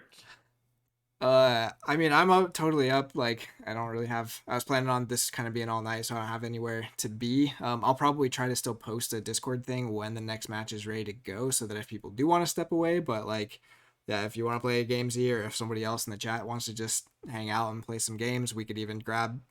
We could do like a preview match of the what we expect the Oh, finals to okay. be, but I don't One know. of the That feels Reapout like people, one of the Reapout people wants to play me, so I'll play them. Come on, Devin, I'm making a game. Password JC. I'm gonna hop off. Thanks everybody. thank you. Yeah, Have a me good too. one. Thanks, you guys. See ya. See ya. Okay, so let me know when you're in that game, and I'll just come watch and heckle you. It's AC. The name of the game is Flaming Hobo. Let's go. And what are you playing in this? Or do you want to wait I'm until gonna play a 36 card deck. I don't actually know what I'm playing. I play so many random decks, and most of the time I don't even play my own stuff. So, Is this your first year doing NKFL or first season? Because I saw you signed up for that, right? which one? NKFL? Yeah. I signed up for a bunch of stuff. Now he's not responding to me. Yes, I am doing NKFL for the very first time, so that'll be fun. Lots of people kept talking about it because I didn't really know what it was, and now I'm in it. So we'll see how I do. Yeah. I mean, I brought some fun stuff. this is a, He's not responding. All right, does someone else? Who do we have listening? Does Joe want to play a game? I need to Oh, actually there learn people's there he names. is. He's got Flaming me. Hobo. It says we'll be there in a second. So Flaming Hobo is Team Rebound. Although I joke about him being on Team ABR all the time. He's in California with all the ABR folk. I don't know. Is Rebound even a team still? I don't know. Let me ask. Oh, we're still straight. They are a team. That is not a serious. I mean, for a while, like both Sass and Rebound were mostly like not doing anything. We can catch just as much flack as them for that.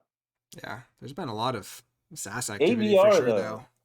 ABR has been super active the entire time, so I gotta give them mad props. They did a really good job, staying active, keeping the community engaged. They are a very, very good community. Yeah, for sure. There's a couple groups that have been doing that.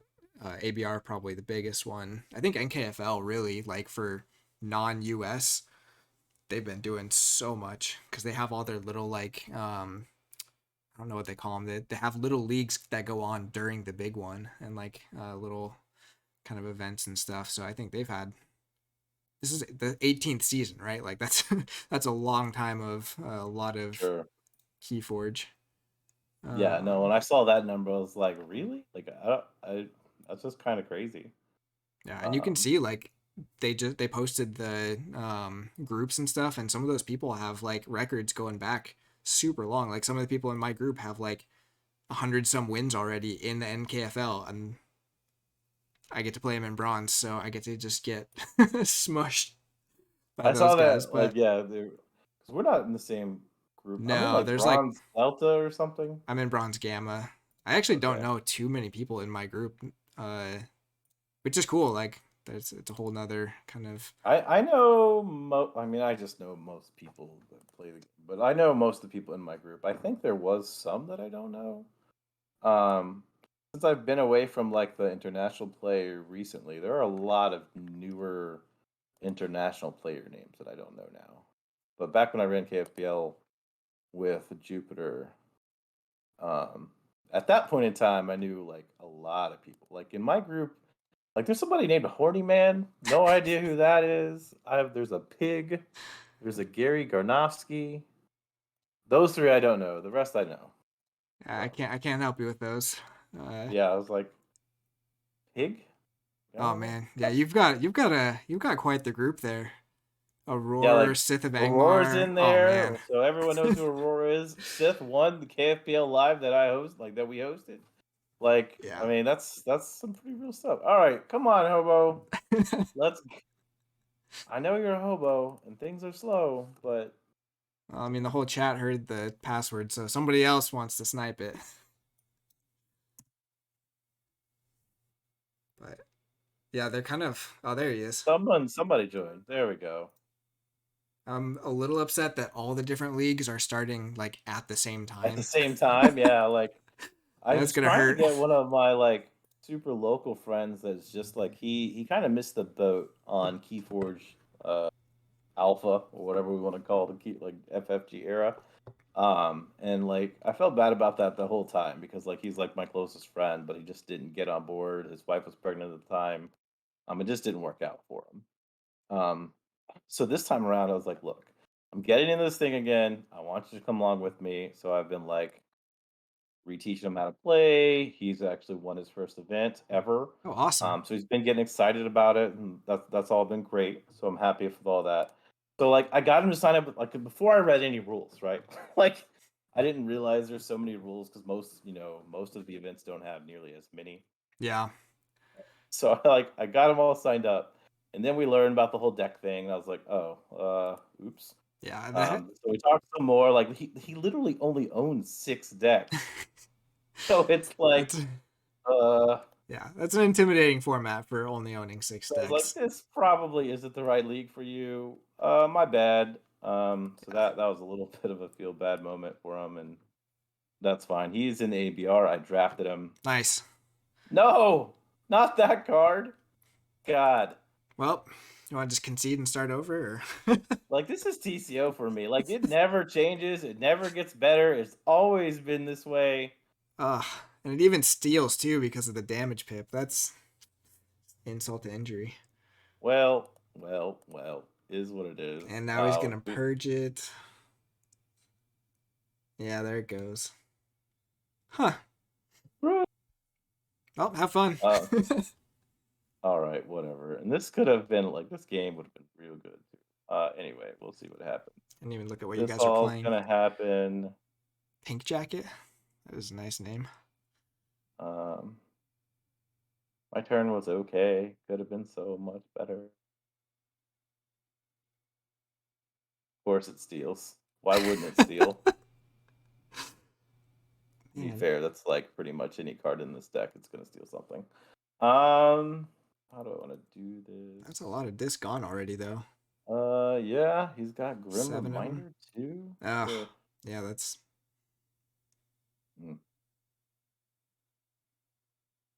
Kind of glad I didn't hop in and play now. This is why I'm nervous about just the NKFL. Is like even decks like this. Like I'm excited for it. I'm gonna have fun. I am not expecting to do well.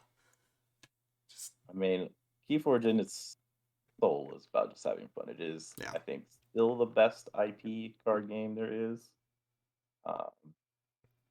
Have you played like most of the other ones, or?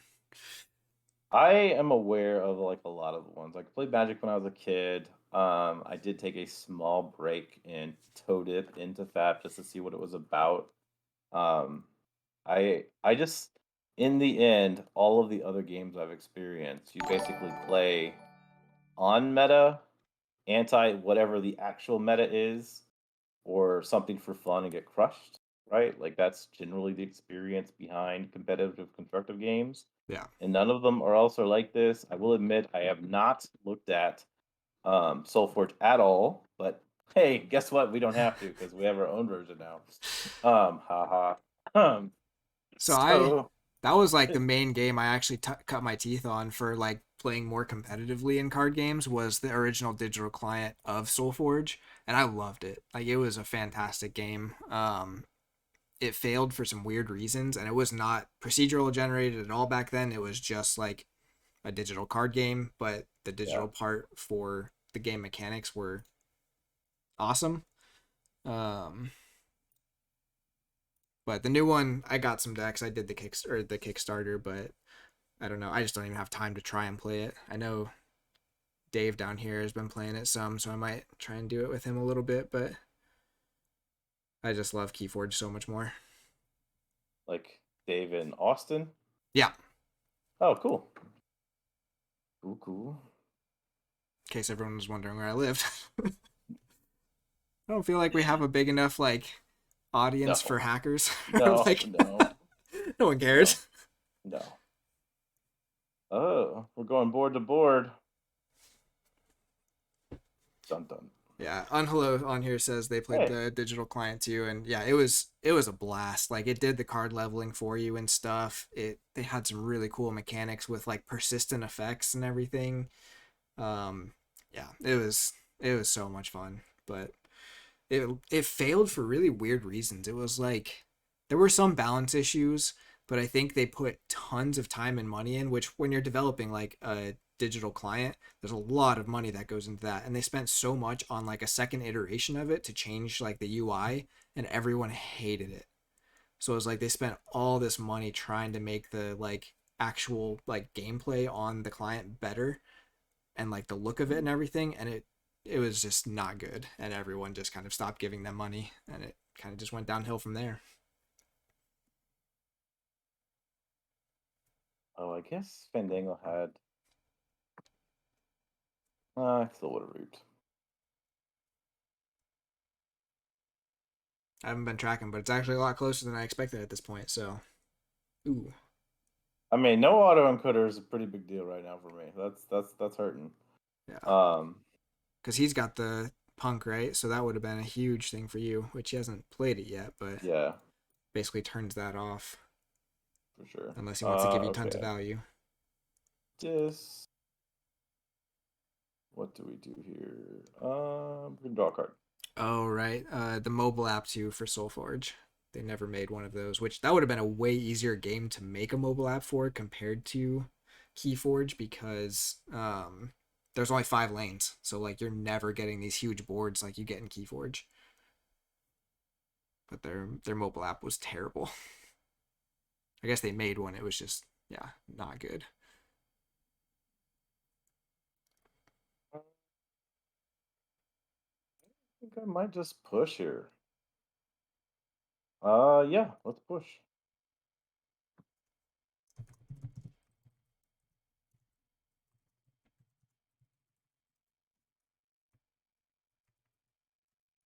I do like his deck though. Based on the DOK though, I have no clue who owns this deck.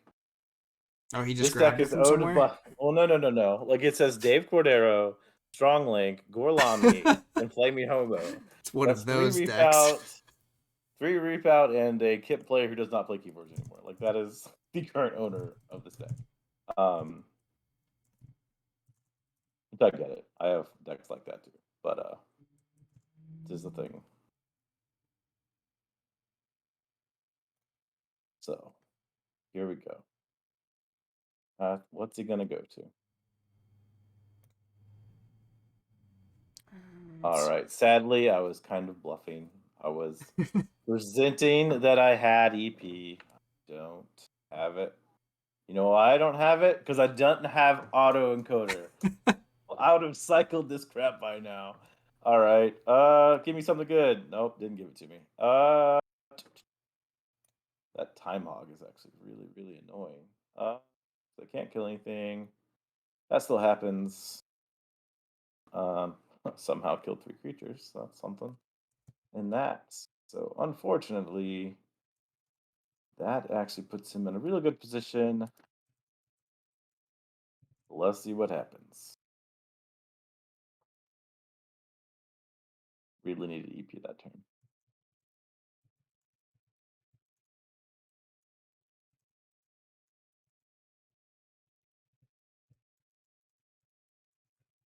Sorry, just trying to get a Discord post out here for people wanting to catch that second game. We have a start time of 9:30. Okay, Yeah, this is looking pretty good. but I mean, we'll start the deck eval about 10-15 minutes before that. Yeah.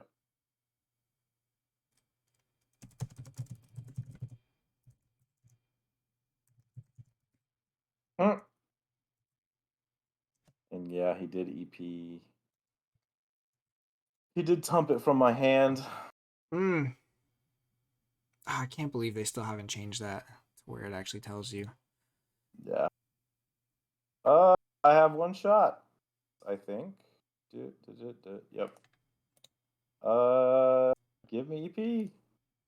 Nope. 2s, 4s. That's not bad.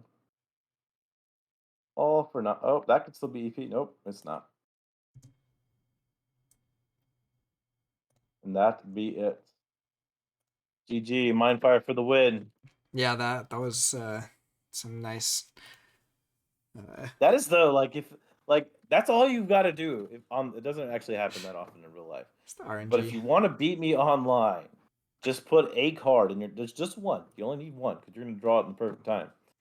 That says I discard a card at random, and that will win you the game. Like if it's not in my hand, it will find the winning card in my deck, move it to my hand, and then discard it. It has been a thing in TCO for a very long time. I was winning a game by like a lot. I think it was 3 weeks ago.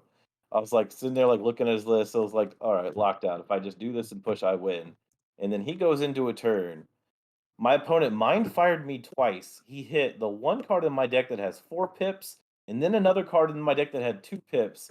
Played 2 mind fires, stole 6. I was like, this is uneffing believable. At the time that the player did this, I had 8 cards in my hand, and those were the only 2 cards in that that would have done that. Of course. I was just like, I just don't know. Like, I think the people that own this system just hate me. So there is a piece of the code in there somewhere that's like, this is the Z code, like the Z rule they had in ABR before they removed it. It's just a balancing mechanism, right? It's like, oh, there was a whole rule in ABR where they for 2 seasons they limited the amount of decks a single player could share to another player, and I sold like 2,000 decks, and now I only have 87. You know what they repealed this season? That rule. Like, just giving ABR a little. I love ABR; they're great, but it was very, very funny.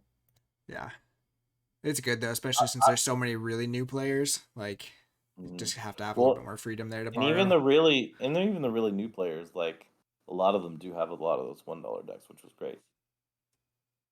The chat's asking if we're going to Minnesota. I'm going to Minnesota.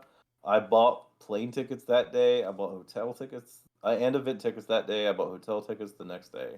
I am in as much as one can be. And I am on the fence at the moment. Probably unlikely unless some things change with my job and stuff. But I am excited to see it streamed. That'll be awesome by the Tabletop Royale guys. I'm so excited for in-person streaming happening. I hope the internet there is better than those hotels things we're at, or those event centers a couple years ago. That was so rough. Well, even when we ran Keyforge Live, like the AC crew and me and some of the other associated, like Help from Future Self Sydney, like we ran live. Like one of the things that we said in like our venue purchasing, because like we had to buy the venue, was like we needed high speed internet. It was huge. Like in the end, they got the internet good enough for our players, but it still wasn't good enough for our stream. So that kind of hurt the amount of like feed and recorded material we got from that event. It's I don't know, like a lot of these venues that are just random, that are not like big cons, aren't designed for the bandwidth that is required. Because like it's not just the stream, right? Like you have, if I have 100 players, yeah, I have 100 people on their phones all the time. Like there's just like that's just the society we live in. It doesn't matter what game we're playing. Like you're going to be connected to your device all the time, and it just needs that many more people. Whereas your hotel residents aren't sucking up that much bandwidth on the average because they're like sleeping or they're not there or whatever. Yeah, and I'm so disconnected from technology. I feel like there's got to be like mobile hotspots these days that can actually give you enough of that, but maybe not. I don't know. There should have been. They said they had them. Like that's the conversation we had, because like we ran that whole thing, like we from top to bottom. We set everything up, and like they like, because we had someone that was super techie, and that's the person I had like have those discussions, and they're like, yes, we have this, yes, we have this, yes, we have that. I was like, all right, great, we'll book. And in the end, they were having some issues. They brought out like their IT guy was there the first full day. So they got it enough for the players, but That's a fun question. How about you, Ryan? I assume you're getting at least one custom deck from your Yes, pledge. I am getting a custom deck, and I'm actually probably gonna name it after my dog because she inspires terror. Her name is Daisy. Daisy? Oh yeah. Her nickname is Huh. Pickles, so I'm probably gonna do like Daisy parentheses Pickles, and then hope it's some like crazy Brobnar deck that just like is like the I I don't mean, know. we still haven't seen all the card pool, but from what we've seen, like, Oh, it's gonna what is be. Brick Nasty? Let's go. Oh, Like, I'm so excited for this set. Like, sign me up for like a quad Brick Nasty with Berserker as my token, and I'm gonna generate a bunch of ambers while killing all your crap from Brobnar. Like that's gonna be fun. Berserker is just gonna be. It's gonna be so weird though that those only show up in like just those decks with the rares. Yeah, Like, yeah. I Like think, I do wish there was less tokens. I like unique tokens. There is 4 per house, so like that's the 28. I really would have been much happier at 21, just because you'll see way more of the tokens if it is just like the 3 per house. yeah, Uh, and all of the houses have one token that sucks real bad anyway. Like just just you don't need to make that many. There does not have to be a sucky token. Like come on. right. We Um, haven't seen everything in the set, so there's still like small caveats to that, but not too much. Like, I think any of the Mars tokens would be good because like even what we've seen of Mars so far, like they're gonna be playing tokens every turn. They're gonna have stuff to like mm. ready and use. I think it's gonna be. I think all Yeah, the like Mars ones are gonna be The great. Mar- the Mars tokens themselves. There's only one Mars token that I don't like, and that was Rebel or whatever. Is But that the the one that other does 3, 1 damage? Like, if you yes, have a yes, couple of those on like Survive and you have like Mars needs Amber in the set, that could like I bet they made it 1 power because it was too strong. Like, that's a big if. It's still just like everyone's gonna need more creature control. It hits everything anyway. yeah. Like, and the fact that one kills it, all fights kill it. Like, it's just I don't know. It's just not gonna live enough, in my opinion. Unless they have Like ways to boost I them. like Grunt way better than that. Just because the 3 power body, as long as you're generating a good number of tokens, is somewhat annoyed. Like if you're generating 2 to 4 Niffle apes in a turn, like that's gonna be a lot of value. Yeah. It just is. Like they're just bodies that reap. Going from that like that ladder to go from 1 damage to 2 damage all the way up to 3, there is a drastically less cards to deal 3 damage than 1 or 2. Yeah. Well, and then like Uh, it's still just speculating on what else might be in the set, like something like Fix Finger from AOA giving all of your Mars creatures 1 Amber, like For or 1 sure, for armor. sure. That Yeah, could be yeah. Like so I love cool. that guy. That guy is so fun. Especially when you like did your Jinka turn, land all your dudes. Like, here's Yeah. all my guys, and there's 3 of these guys, so they're all like 2/5s. Like, deal with it. It was just a fun little dude, like way better than a lot of the AOA equivalent guys who just Yeah. didn't do anything. But we're all Um, just gonna try and find Equidon decks, like Equidon token decks from what we've seen. no, we're all gonna try to specifically find the Amberlin decks because That that that, that crap is card, broken.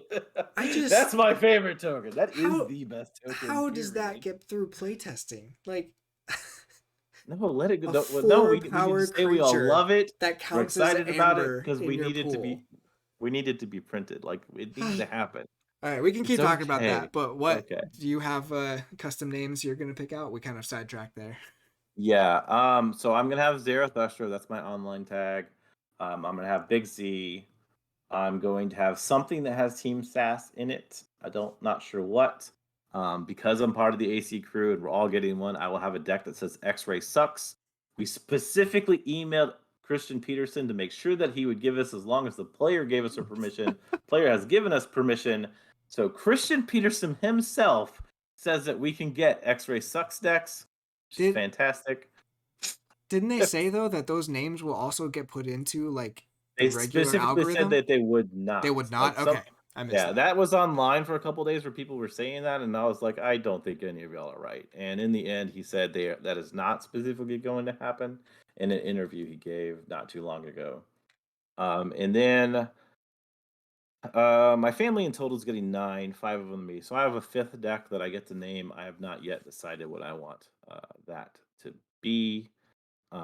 So I'm still undecided on my 5th name. But I'm gonna need to run downstairs, get a drink real quick. I'll be right back, and then we can start talking about our next matchup. You want to go and pull up some decks? Cool, sounds good. I'm gonna just do a quick like intermission page. I'll be here when you get back, but I just need to grab like a drink or something. So thank you all for everyone who's sticking around and watching. We will be back soon with some deck review for this next match. Should be great.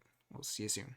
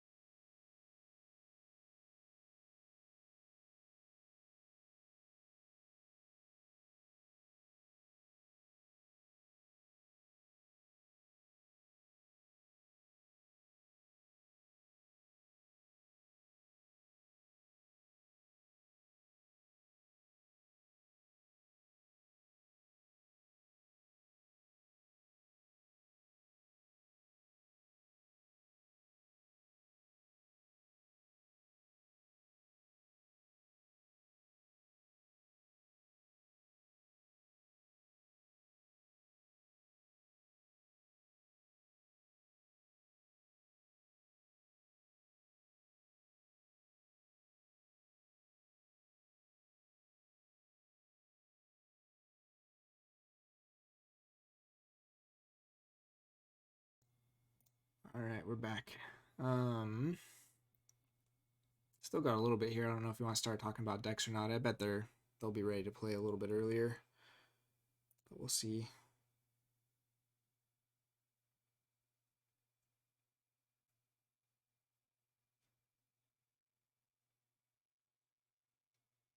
Oh, really?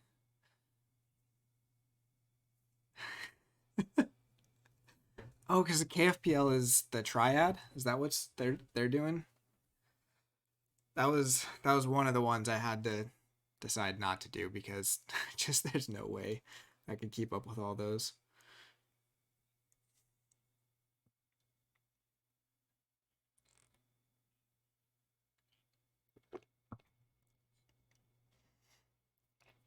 It's a lot of Keyforge.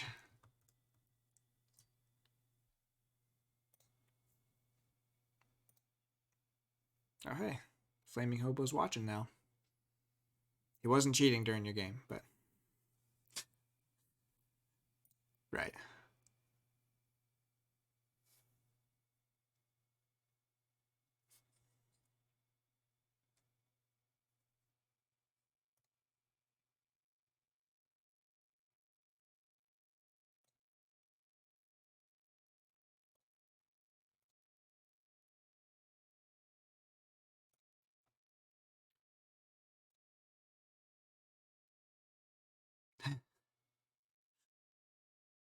I mean, after the last game especially, but this is something I saw even before. Like I go to the numbers first, which I probably shouldn't. I want to look at like specific cards because there are some really interesting specific cards in here.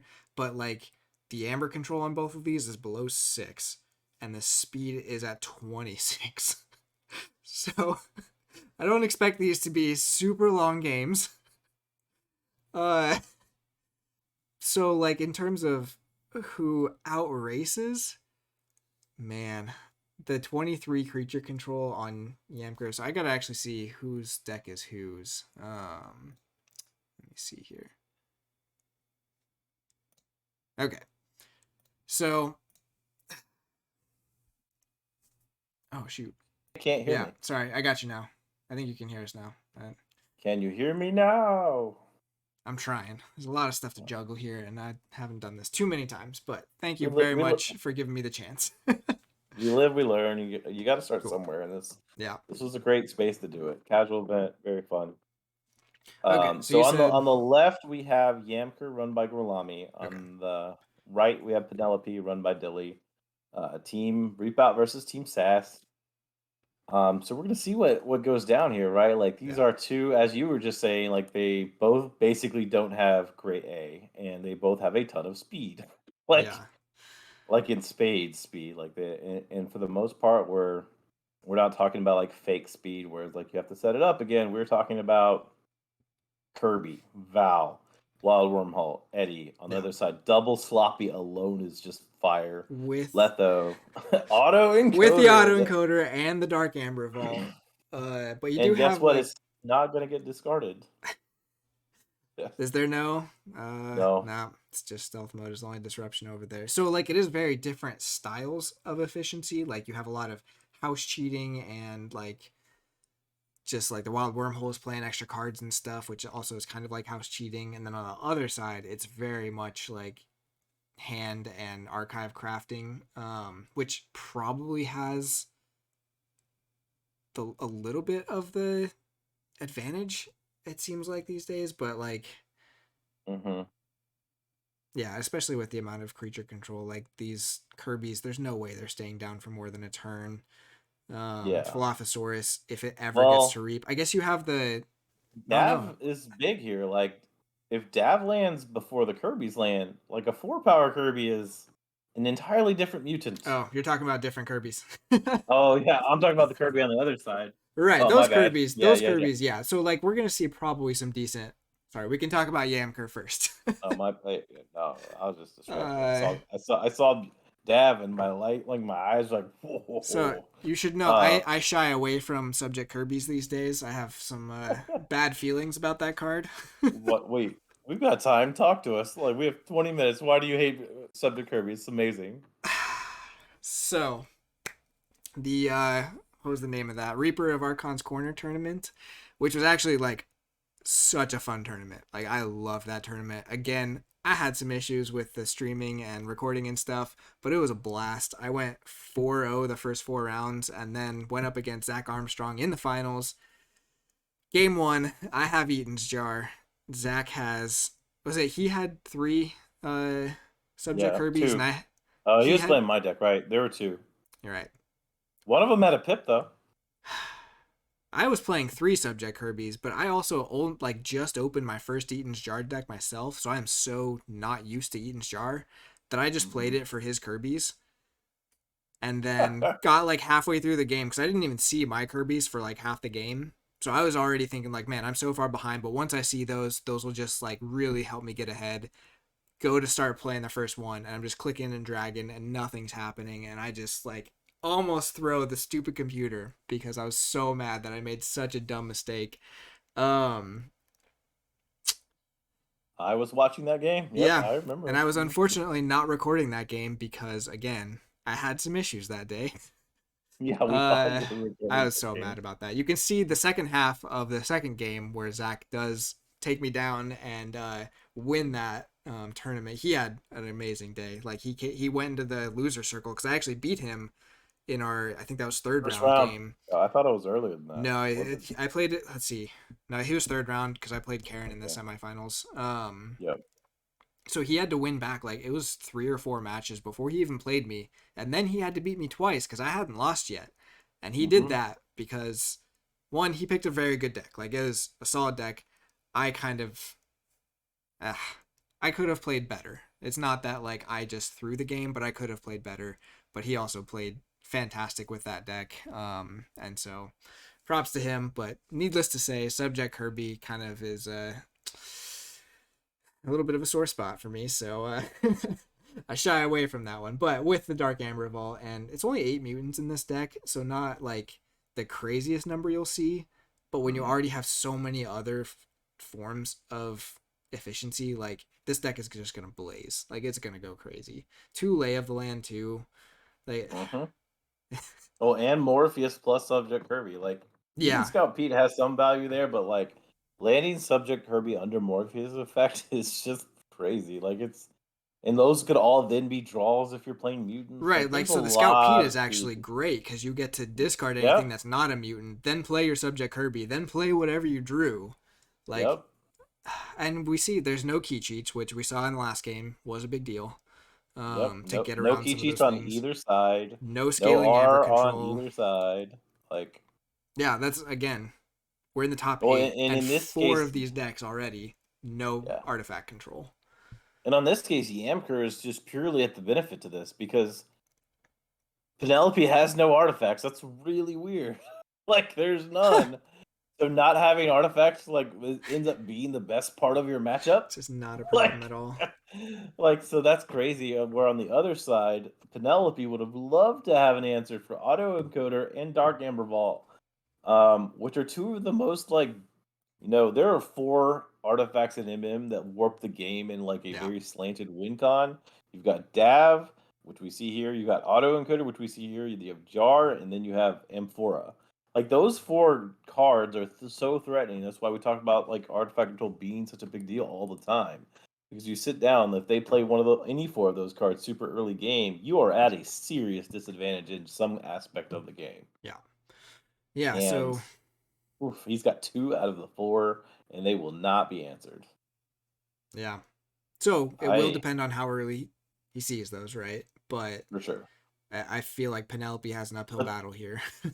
But that's the thing. Like, you've got 2 chances. Like, in deck, we've all like played a bunch of decks that have more than one of the same thing, so we know like the likelihood to see is greatly increased. And as soon as you get either one, your chances of seeing the next one accelerate astronomically. Yeah. Like, it's very, very, very cool. Yeah. Um, We also got the pandemoniums actually aren't that great here, though, right? Like, that does yeah. seem like not a great card here, and they There's so both much have creature pips. control on both sides that Yeah. I can't see it doing too much. But again, like, Oh, it does help against the Axiom, though. and like the Starline. Well, I guess you can't play it on a Starline's turn. You do have the gateways though, so I mean, like, gateway, but you only have 1 mutant in disc, so you're not gonna get a lot of Dav value Well, it's on your not disc gonna be. turns. So Yeah. yeah, Pandemonium probably won't do a ton, but I mean, like, who cares? Like, you're both, Yeah. neither one of you cares too much about controlling Amber. You're just trying to go. I guess the Redder Galems, the 2 Redder Galems, why is that only at 5 Amber control with the 2 of those?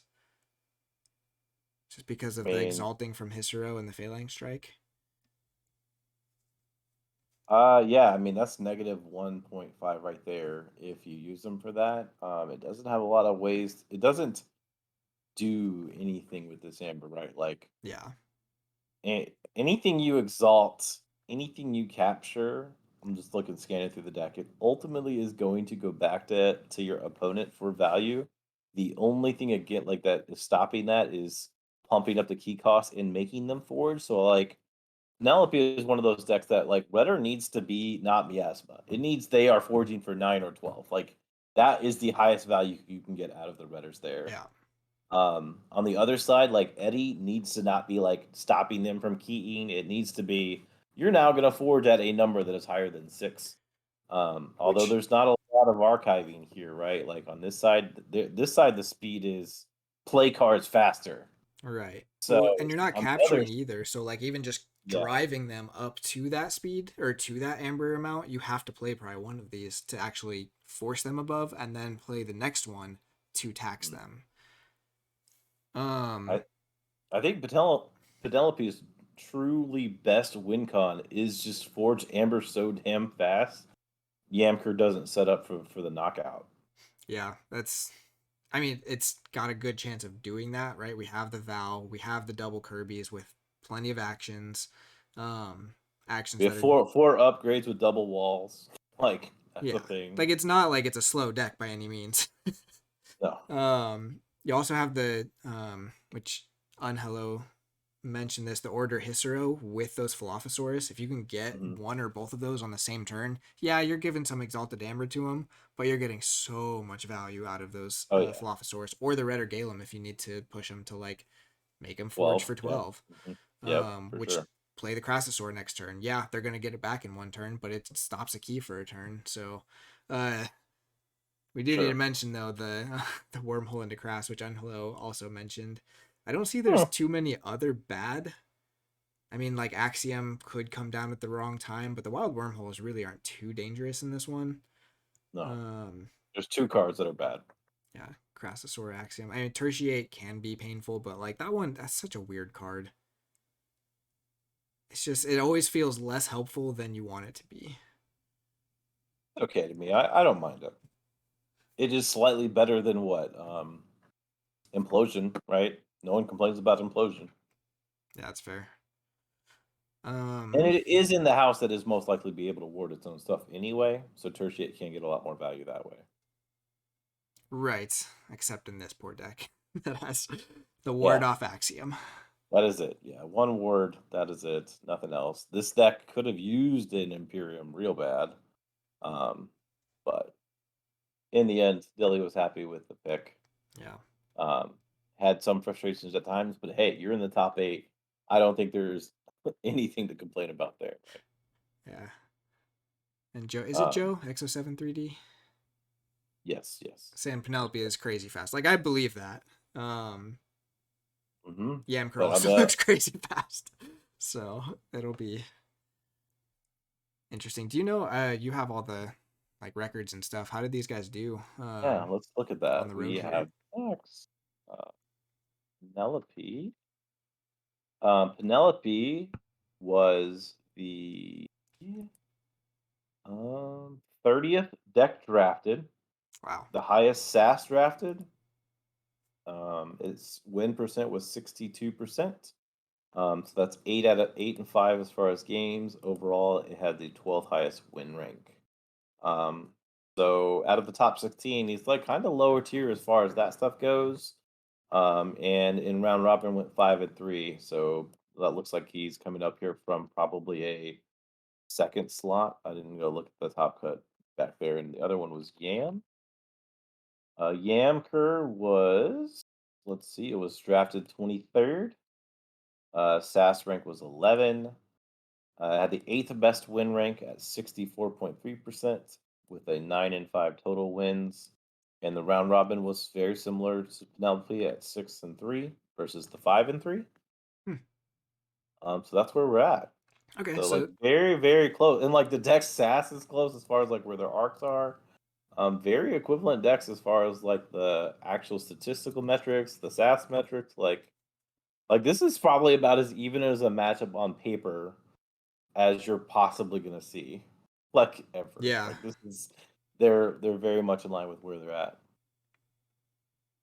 I think you can kind of see someone's that asking whether if either of these decks were on my radar before the event started. To be honest, no. Like I saw lots of stuff submitted because I got to see everyone's like, this is my order of draft pick and all that. These I did not see that often. I saw Yamker some. Penelope, I basically didn't see it all until Dilly drafted it because Dilly was, I believe, one of the first in his bucket that he drafted. Let's see.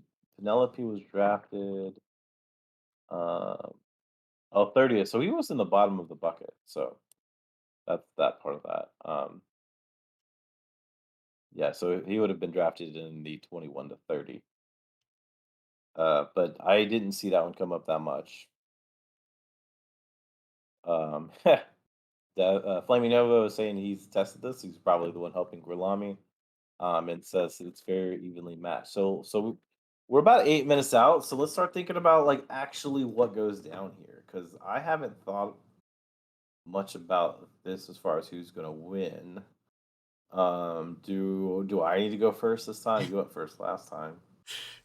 Yeah, but I was also wrong, so I feel like. I mean, just like playing Keyforge, you've got to be wrong like hundreds of times before you start like getting Yeah. getting the creds. 'Cause So I at think least I feel like Yamker has the higher what would I call it? Kind of like the higher what's the word for it? Like its top curve oh, is like higher it's than hot. Penelope. Yeah, Penelope is just going to be fast the whole game, whereas Yamker, you're I feel you're you're like saying Yamker can spike higher. yes. So like if Yamker draws the right artifacts early, I guess is kind of what we were saying. Draws the right things early to either find the artifacts or just has one of those to start. I think it probably snowballs a little bit faster, whereas Penelope is just going to be like every turn Penelope is gaining amber. It's disrupting you a little bit. It's putting out some threats. Like you still have to deal with Daughter, you still have to deal with Yeah, Eddie, you still have to deal with the Redder Galems. Like not that that's going to be hard for Yamker, but it is like something. You do have the stealth mode, which isn't going to affect Yamker a whole lot. Yamker is very creature focused, right? Like I think it would matter more if there were two, but there is only one. there's only the one. We do have the Val, but I mean like you don't have any kind of crazy house cheat turns with Val, like aside from taxing with one of the other two houses, because you don't have any amber control in Star Alliance. So Um, I guess I if I have to pick first, just to be fair, because you picked first last time, I would go. Again, Dilly's my boy. He's Team Sass. He is a fantastic player. Um, I think I do take Yemker in 3. I think it's just the opportunity, like because as soon as Dark Amber Vault or autoencoder come online, like the tempo value is going to start shifting in Yamker's direction. And neither of these have a key cheat, and we've talked about that already. So in the end, it's if Yamker is hitting that curve and accelerating faster, it's whoever gets there first at this point. And I think Yamker wins that if those come out early. Having both cards in the deck means that one of them has a high chance of coming out early. So I'm going Yamker in 3 going because I Yamker in think 3. one of those games, like those two cards, just don't come out soon enough, and Penelope has also an insane chance to high roll because of what we already talked about. Like there's a ton of pips in there. It's got 4 more pips. It's playing all of its cards. It doesn't need an artifact to come out to play more cards faster. Because both of these decks do that. That's what they're trying to do. That is how they win games, by playing cards faster than the opponent. Yeah. And Penelope does all of that straight up from hand. Um, so I think it can snag one of the victories, but I have to take Yamker in 3 here. They're both phenomenal players, so I don't think player skill is a thing here. So if we're just looking at decks, it is definitely, for me, Yamker in 3. What did you got? Well, They should have played first. I like conflict, so no. So the things I'm looking at Yamker, so the gateways will slow it down, and autoencoder. What are you discarding? I guess because last game we saw there was a few cards, but not a ton. I mean, there are a ton here, right? In Like, this one, there are a lot. Yeah, like half of depending the on the board you can situation, the discard. gateways, depending on the board state, Pandemonium, Will of the Damned, But if Dark you're Minion, doing that, Cinder, you're not like gaining amber those turns, and it's not like you're building up to amber control turns like we had in the last game. There's no EPs in this. So it's like, does taking the turns to actually get value out of the autoencoder actually give Penelope the edge because it's just playing value each turn? I don't know. there is a valuable point there, because like I've talked to that friend I talked to you about was just getting back in the game. Like there are bad decks that draw tons of cards, right? Yeah. Like the cards you draw have to create a win con. It doesn't matter if you have your whole deck, if your whole deck is just a bunch of non-pip cards that don't forge keys. Like, And I also so like, if I'm really looking at Yamker, I do see a bunch of cards that I am discarding but that means I'm not landing board because a lot of those are like group think tank, infomorph, munch lane. Like Yeah. you do need to generate amber. It only has 12 pips, so you are going to have to reap to win the game. So yeah, I mean that is a thing. Like And you I don't think even have a single draw pip in Logos for the Chronos, so getting value out of that Chronos is probably low too, except for just the draw pips that are already in there. One thing we talked about a little bit but didn't kind of finish is the Amber Burst you can get out of Hisaro late game can be crazy, especially if he's yeah. hitting one or two Philophosaurs. So like, man, And on the other side, unless he has Anthony, like you're just forging. You're forging, you're forging, you're forging. yeah, There's no recursion for Anthony either. So like as soon as Anthony is dead, like he can cycle super fast, so that is a real thing. But like there's no stirring grave, there's no grim reminder. Like other than cycling back to Anthony, um, a well placed pandemonium can stop some, but the creature control is decent on both sides, so we're not expecting that to actually be like a really good check. Um, man. I don't know. Now you got me doubting myself, but I already picked. It's your turn. Go ahead, you pick. I'm also scared of those wild wormholes. Like, one game he Kirby's into a wild wormhole into like Crassasaur to capture all of his own amber, and that's just like game. Like, Oh, chat says Yamker 3. yeah, That's a vote for me. I All right, you got to pick. I do this to Wookiee too. Like we don't yeah. allow like fence sitting here. No, I think I'm gonna agree with you on this one. It's very close. I want Penelope to win. Uh yeah, I'll take Yamker in 3 too. Yeah. All right, so most of the us are going Yamker 3. Someone has piped in. Two people have piped in. Penelope. One of them says Penelope in 3. The owner of the deck that owns Penelope says Penelope in 2 is in chat. Thanks for being here. So obviously you want to support your own deck. I understand that. Wait, who Uh, owns Penelope? Oh, I think that's Unhello? pretty sure Yeah. Unhello owns it. Oh man. Um, That's awesome for them. That's an awesome yeah, deck. yeah, it is. No, it's. I mean, it's. There was 106 in the deck in the draft that did not get drafted, but like when you start getting to anything 90 and up, it's really hard to be sad about owning that. Like we Right. just did with Zoke a whole cast about like the decks in the world that are above 90, like 90 or above. Oh, I love that There's video. all there's only 1400. That is astounding to me. So like if you have one, like you need to treasure that. There really aren't that many. There's almost 3 million decks in the world and only 1400 of them hit that. Yeah, that was crazy for me to see. I don't get to catch too many of his streams, but I did actually catch that one, and some of those numbers were like just so, like that one especially, like Yeah. 1400. Yeah, 1400 is like, like you start like looking if you have like I think I have 5 of them. I start to feel bad about myself sometimes. But then I don't. That moment passes real fast. It's like, whatever. I Okay, earned it. I did the work. they're Found the deck. setting Paid the up the money. game, so Nope, let's nothing specific.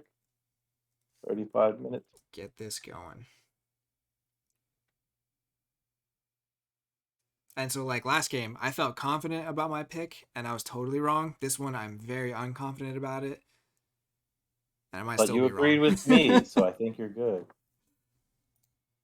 Or we can just fail together, because you said failing's good, right? Yeah, like that's how you learn, like, especially in people. For You sure. need to. You do need to take a moment to reflect on why you lost those games. But I've definitely won. I mean, learned more from the games that I've lost than the games that I've won. They are in a game password. I can tell you, I Oh. did learn a lot from losing to Zach. You now probably have a much larger appreciation of how to use jar. I do, and I'm super excited about the deck I opened with Jar because you were talking about all those artifacts. Mm-hmm. It has 3 of them, so it's Jar, Pincerator. Maybe that's not one of the ones you added No, on it's there. not one of them. Pincerator is uniquely good Jar, in Pincerator, and Dav, and it has what is it? I don't know. I don't have to talk about it because they're starting, but It's got a So we lot of have that stuff. Gorlami on the play. That is where we're at. He's going to go first. We'd like to talk about cards you want on the play. Gorlami is on Yamker. Yamker would love to start with Autoencoder, probably the best possible start. Yeah. Or Dav, either one. Like, if you see either card, you're not mulling. If you don't see either card, you probably are just straight clicking the button as fast as you can. Because I hard mull for one of those cards. You have two in the deck. I used to have a deck that had two vowels. I would hard mull just to get a vowel because it just changes everything. Like Yeah. boom, here it is. And speaking of the leaders, like you do have Invidious, which against certain matchups might be more of like not a mull, but something you're not sad to see. Yeah, for but sure. in this matchup, there's so much creature control. Like these boards are not going to get that big. Not expected.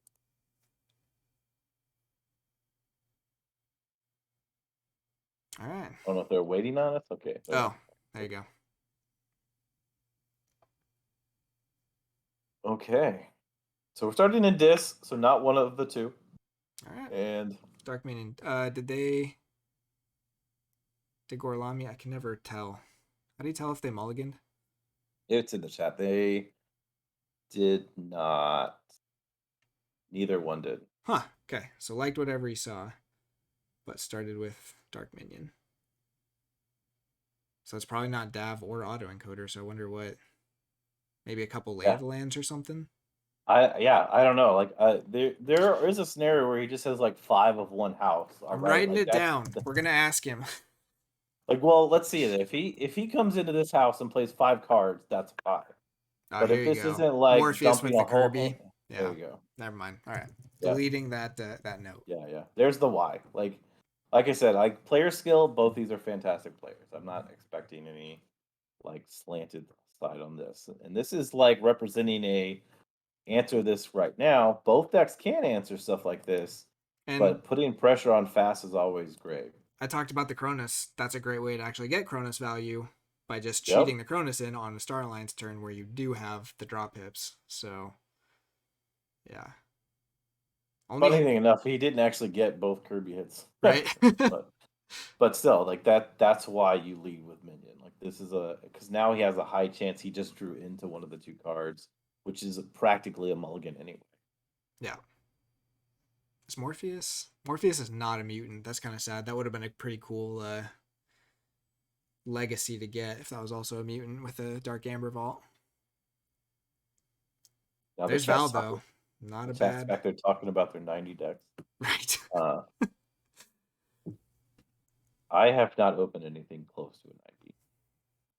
My highest is an 87 that I opened, and nothing else I have is close to that. Ooh, here's another like crazy bonker start. Like, but is he going to answer the board from here? What can Dilly answer the board from here? Like, I mean, he's got really, the Kirby. you're not gonna play Axiom now because you just played your other 2 creatures. You're gonna play that played it off of Val. Like Twin That Bolt. could be Phalanx Strike. Gets rid of a decent amount here. Yeah, Phalanx Strike would kill 2 of the 3 threats, but you have 3 threats on the board. Twin Bolt would only kill 1 of them. There's a good chance he has at least one of those 2 things. Techno Alien, or just the alien mutants in general, is... Tertiate would be great here, right? You just get rid of Molina. But he has 2 cards he can play right now, because Val is still live. Plays Red or Galen. And then he can... Oh, that's weird. Question mark? So it could be the Phalanx now, because that would get him up to 4 damage to kill the alien. Yeah. Because the aliens, that's another card that lately I have been getting much more scared of. I've gotten steamrolled by some of those aliens because they just give you so much value on that fight ability. Now what do you go for? See, I would have killed 2 of these 3. Maybe I'm fine leaving Star Alliance stuff alive. I probably kill the Cronus here. But Morpheus has But he just played a lot of he did 2 Star Alliance turns, was it, or just 1? Just 1. No, He's only had just the 1. But he did play. Yeah, I don't know. I'm okay with that one, but I could see it going. I guess the only other play effect in the deck is the second Kirby. Right, I did look at that, but there's very few play effects for that Morpheus. Okay, so we see Whale. The Damned. Ooh. The Invidious, and then Does play the Pandemonium just because it's an Amber. Yeah, there's no reason not to play it. I'm just saying it's not gonna. I don't think it's gonna be that instrumental as far as like Amber capture, as far as that Oh, effect of it. we've got Scout Pete too with the play effects, so keeping the Morpheus there could affect that. Thanks, Hobo. He played both Pandemonium, so yeah, so there's both Pandemoniums done. Um, but I think the most significant thing right now, because remember we said he played that big hand, dropped everything, gave him a higher chance to hit autoencoder and Dav, and we didn't see it.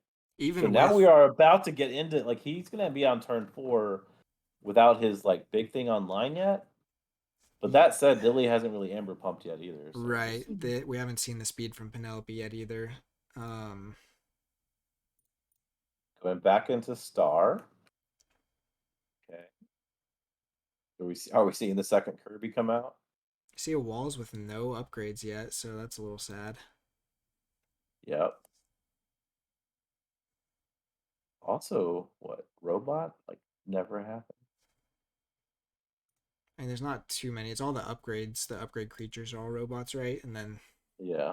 Which they're already fights This Kirby is or probably the Morpheus. board control. Probably Kirby, huh? I assume it's Kirby.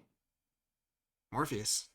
All right. Okay. All right, we're just gonna be wrong all day here. I mean, might be killing both of them. That's true. I'm just deciding. Yeah, and we do.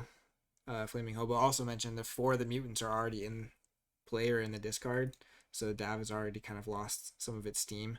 Which we said 8 mutants, like it's good. It's not crazy Dav value. Still, if we have auto encoder in hand, like you're just gonna cycle.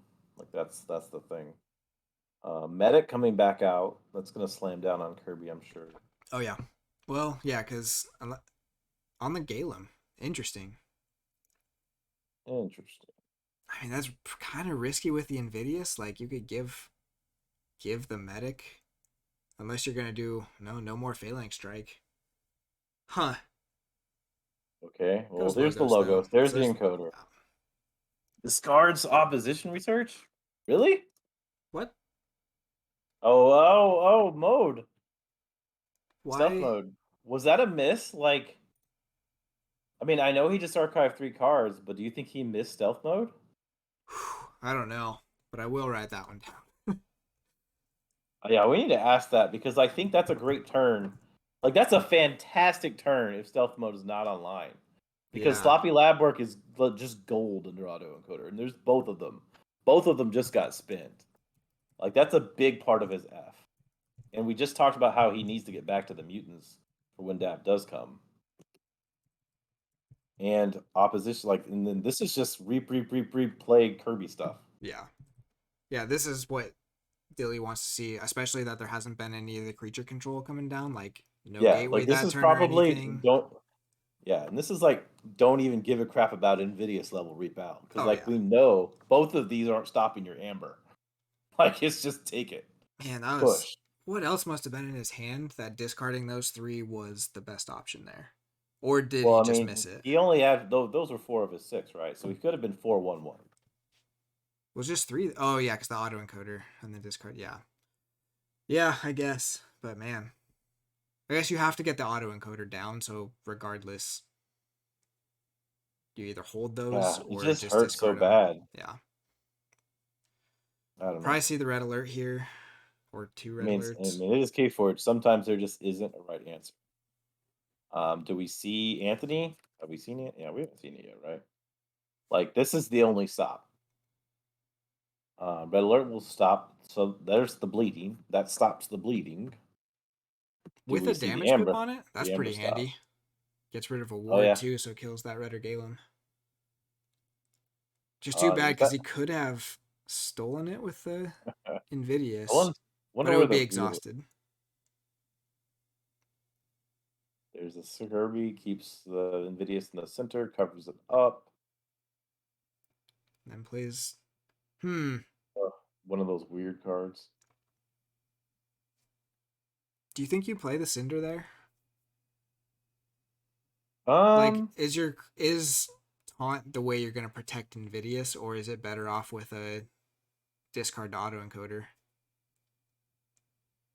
That's an interesting one. Well, I'm not sure where in the scheme of things that matters in this scenario, but I could definitely have seen there be like a covering up Kirby scenario. Yeah. He does have to be really careful here Dilly has to be really careful not to get that Kirby stolen by Lord Invidious, because that would be bad. I mean, it does come out exhausted at first, right? Like that is actually more dangerous to get stolen. Right? Oh, I guess he does because he has an auto encoder. You don't want him to take your Eddie. Like that's immediately real amber control for the opponent. Yeah. That works. The Kirby wouldn't actually be that big of a deal. You have time to you have a moment in time to answer it. So he wild wormholed into that second Kirby and did not have a Saurian card to play with it. The second Phalanx strike there would have been pretty huge. Yeah, that would have been devastating. So here's just a random question: do you play Wild Wormhole before or after the Igor? Personally, which one do you do? That's another card that just kind of hates me. That card hates me in real life. So Wild Wormhole? I probably play it after because I have a more chance to know the odds. Yeah. Although I know statistically it doesn't matter. So you just play it. Like you just play it. It doesn't really matter. It doesn't change the position of the card in your deck you're going to hit or not. Right? Yeah. It's still the same chance that the deadly card is the first card or the fourth card is equal chance.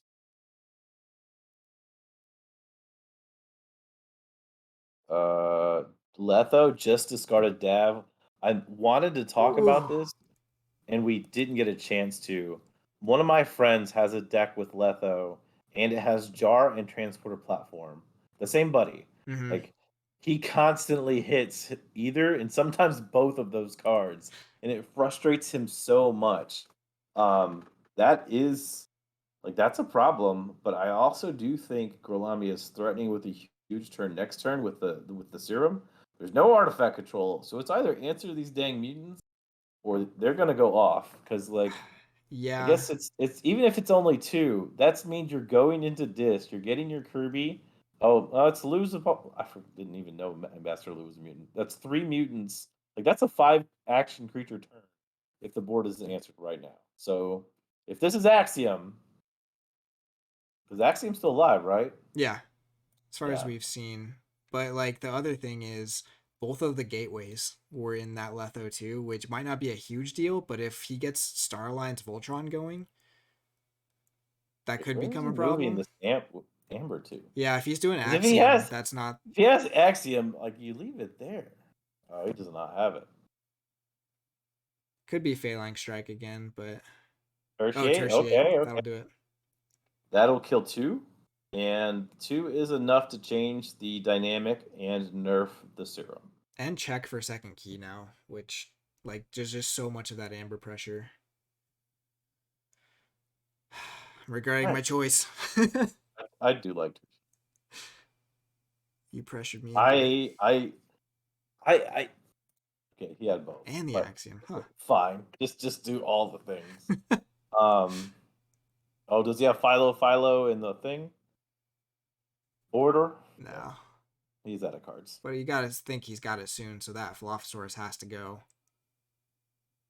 Yeah, but if you're on Gorlami side, do you burn a gateway? No. The gateways are gone. They're both discard to the Lethologica. That's a problem for a lot of these creatures. A huge hit.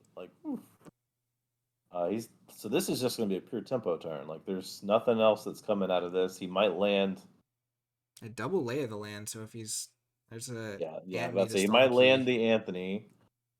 On the other side, remember we already talked about he kind of wants him to forge at higher than 6. 7's not really what I'm talking about there, but just Philo is going to keep him off key because of the Eddie. Yeah.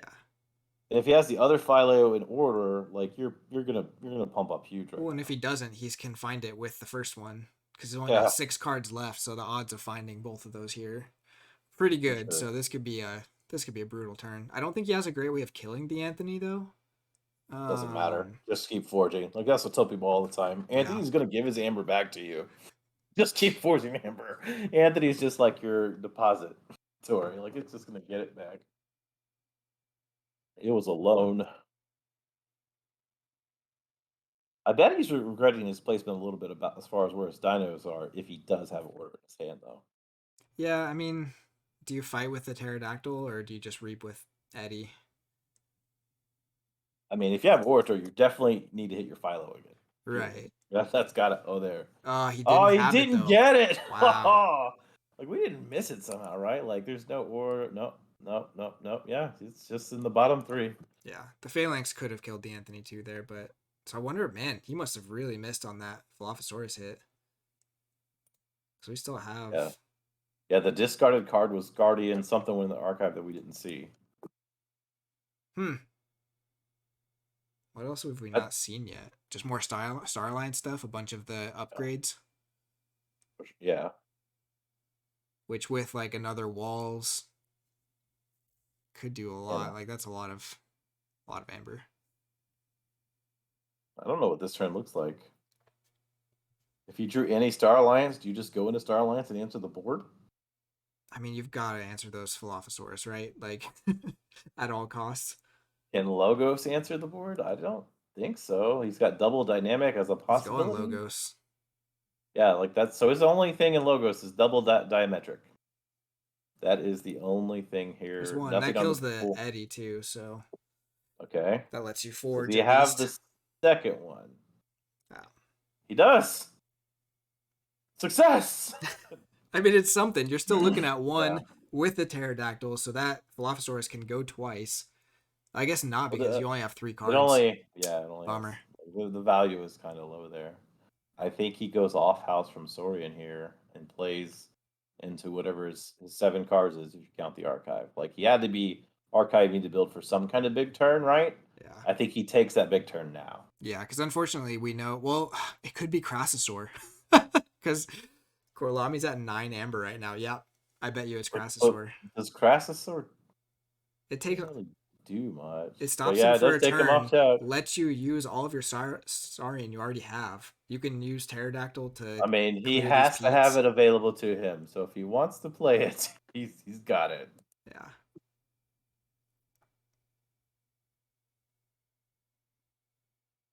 So he's looking through those last 3. Trying to think what else he's got. Discard was an upgrade. Yeah. Phalanx Strike could kill the next or the. Yep. Yeah. Without exalting. Crassasaur comes down to capture all but 1, or all plus 1 of your own. That's brutal. And now, I guess Gorlami's cycled, so it could be back into a gateway. So, like, not hard to answer, but this gives Dilly a chance to go find one of those Redder Galems, right? Because those. Did he really just hold the Orator? Did he? I'm gonna be having a talk with my teammate. What? Like. Huh.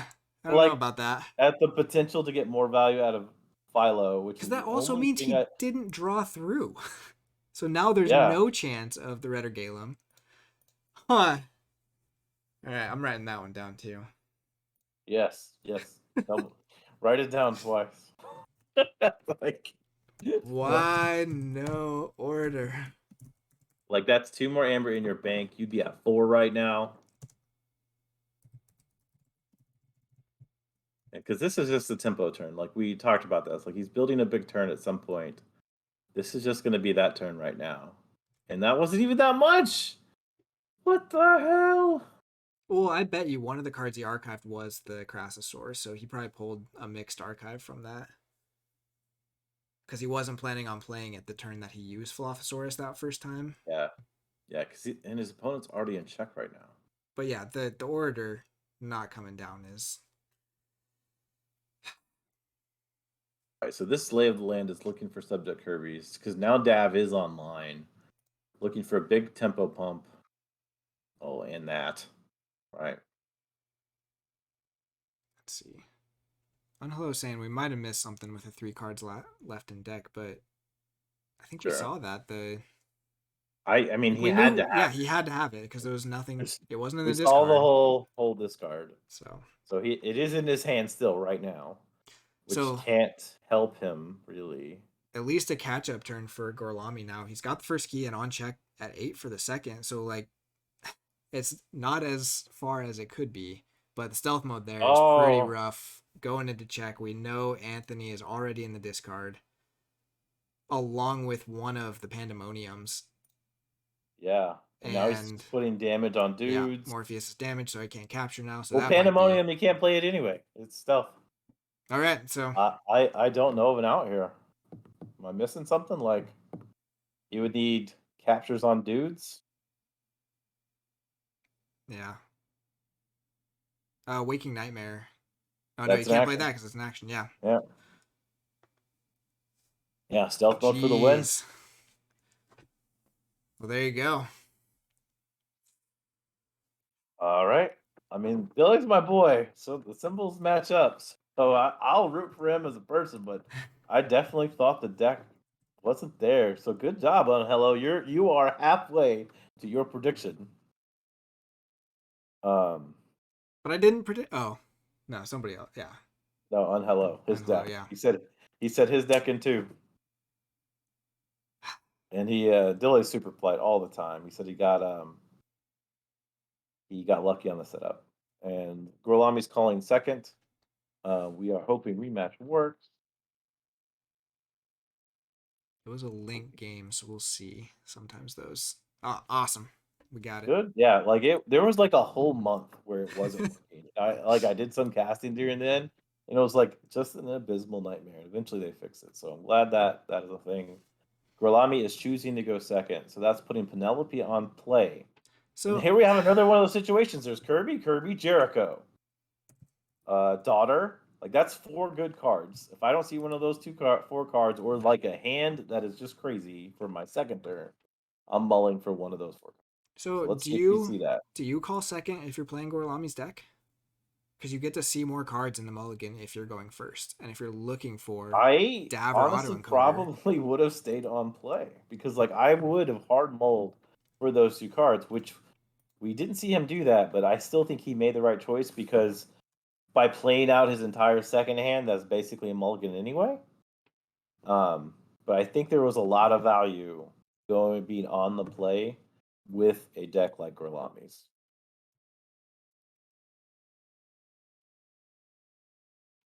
All right, does he have it? There it is. Doesn't matter. Who cares who goes first? So I think we see what I predicted. Yeah.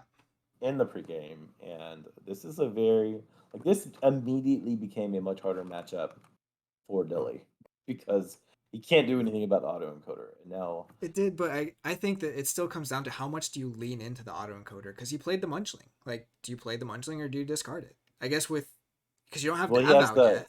But he has the Serum, right? Like, he's setting up for one of those turns. Well, because Munchling can use its ability to hit autoencoder off house. Yeah, that's fair. We do see the stealth mode though, which will probably. Oh, he's just gonna play a bunch of Star Alliance creatures anyways. Yeah, if he has the Scorpions in hand, he doesn't care. But like, do you pop the mutagenic serum here for 1 creature? No. Like, he's already got 2 now. Yeah. If he can land. Oh, he does. He's doing it. There's no artifact control, but there is a lot of creature control, so I don't know.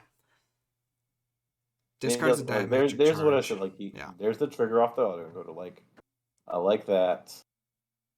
And there's a lot of his upfront stuff.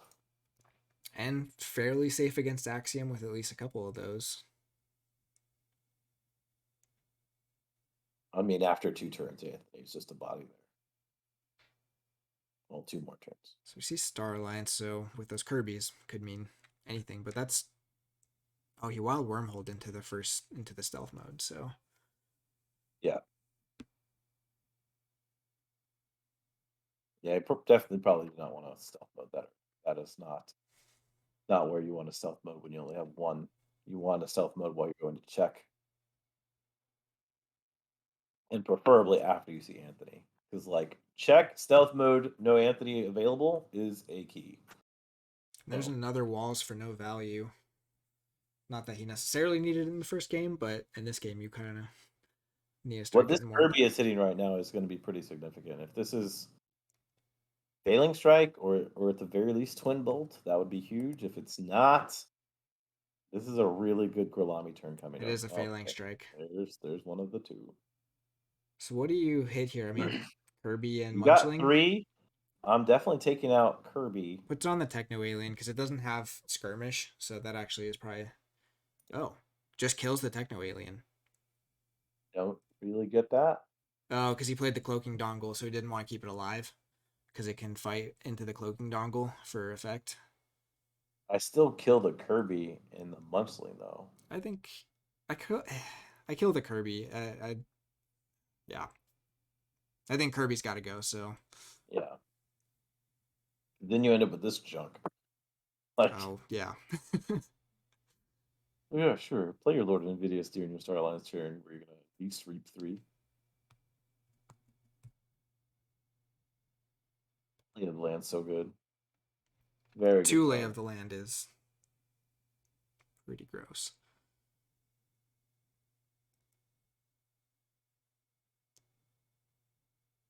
All right. Unhello had to go. He's gonna watch the replay, so hopefully there's no other misses. Scout Pete is always interesting. Interesting. He did the Scout Pete Reap after the Lay of the Land, because he could have gotten rid of a card he's not looking for, right? True. And dug a little deeper. Second Kirby comes down, Gosh. and then the Cronus. Oh It's man. all value. So this though, why this is like, yeah, I might have saved that mutagenic serum because there's no artifact control, right? So like, Yeah, why I would use not it have played the serum. unless Like, you I'd make have the him turn? answer. Yeah, make him answer the line every single turn until you get a stupid mutagenic turn. Like, I have a deck that has the deck you lost to twice. It has serum in it, and it has a ton of mutants. Yeah, I Like, noticed. just wait. At some point, you're going to create some stupid turn. So Dilly probably hoping he's got the Axiom here. Yeah, Well, he's not hoping. We're hoping he's got the Axiom here if he wants a chance. And if you got it, you got to play it. Or Oh, there's Tertiate. Tertiate again. Amber placements kind of hurt you here. But he gets to kill 3. Like, Yeah. this is what Kirby Vidius. Yeah, I like that. The Ambassador Lu, you have to be careful of. That guy can actually do a lot. Let's see what his action's for. Logos just gains you 2 amber off of his action. It's even better because of autoencoder, by the way. Dis steals 1. Yeah. So I'd maybe kill a Kirby, Invidious, and then the Liu. I don't know how you say that. And then probably kill my own Eddie since you don't have any archives left anyways. I guess Invidious gets harder to use if you go Kirby, Lou, other Kirby. But he didn't. He wins. Wait, well, he killed I don't know what Cronus. He killed Kirby, that's Cronus, fair. Vidius. Oh, we see the order with the Dilophosaurus. Oh, and the Kirby. That's... So he can now play what, a Logos card? I mean, he's probably searching for... I guess this gets you archives for the Eddie anyways. We'll see if he can actually stop the key or just tax it. He can also use the Kirby he's about to reap with to play a Logos card. Well, he can do Saurian or Logos at this point. Twin Bolt wouldn't be bad. Could kill the Kirby.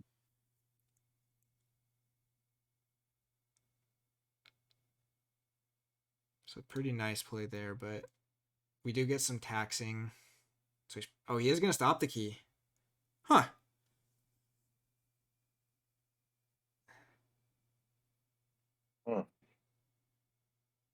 I don't think he wanted it in his hand, so I get it there. There is still another redder somewhere unaccounted for. Yeah. So if this ends up being going back into Saurian, because if some of this lives, and his opponent ends up forging at 9 or 10, like that's huge. There's the Twin Bolt. The cutthroat there would have been pretty big too, as Flaming Hobo pointed out. Twin Bolt is also going to do work though, so that even if he does go back into just the Star Alliance turn, that cuts down some of that value. I expect to see a diff turn though. I don't know. I almost go Star Alliance here, and just because you have creatures to fight with, oh, you still get there it is. Star Alliance. Does he have the alert? I mean, you get the Ambassador. Oh, he just gonna search for the alert. But the Ambassador proc, Anthony can just fight now. One. Yeah, we have not seen either alert. Too bad for him. The Kirby's got the stealth or the cloaking dongle though. Makes your fight's a little bit tougher. I mean, if you just slam Scout Pete into somebody, like Scout Pete dies to Pterodactyl, and then you alert, right?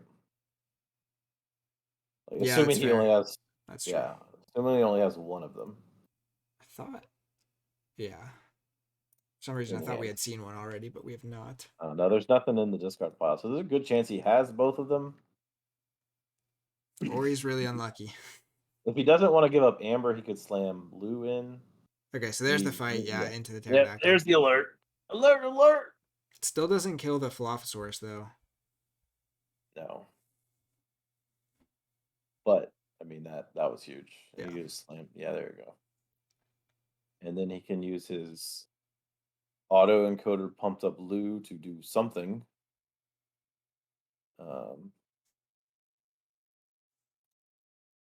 Discard the logos to gain 2. Yeah. So just off to the races there. Yep, he's just pumping. Which is actually closer than I thought it was going to be.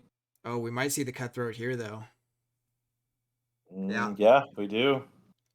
Oh man, if this is Sure. just super push, the Anthony's gone. Like it being on the field empty is the worst spot it can be. Yeah. I mean, we'll probably see both of these guys get to 2 keys within the next turn here, but We haven't seen either Pandemonium though, so that actually could be a real. well, 2 of his creatures are damaged though. It doesn't capture. Well, but he still has like all of his disc available to him, so those are creatures. That's true. 1 card in the archives, but I mean, double Twin Bolt again here. This is. Yep, there you go. Damage 1, kill the other one. Leave the damn Anthony on the field. Oh, never mind. It just kills all of them. That works too, because you're almost checking for your second key. And the daughter to keep the cycling going. Why not? Okay. Yeah, that's. Yeah, there's the dab late. Dang it. All the mutants are basically dead. Like, this is going to be Pandemonium. This has got to be, because he's playing these cards. I'm saying dang it, not because of who is winning, but just because I chose wrong. But yeah, probably the Pandemonium here. No. Oh, no. Yikes. Yeek. Yeah, because you're getting into, like, if he gets through his draw and sees stealth mode, it is just game over. And he's going to just start checking. Like, both of these decks do that. Check. Star Alliance, we're probably going to see some upgrades. I doubt Val's going to get the fire here. What have we not seen yet? Melina, we've got Medic Ingram, Kirby.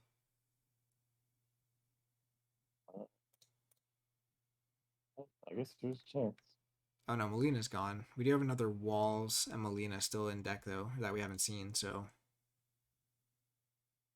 if he has Walls in hand, well, this could be like that'd be rough.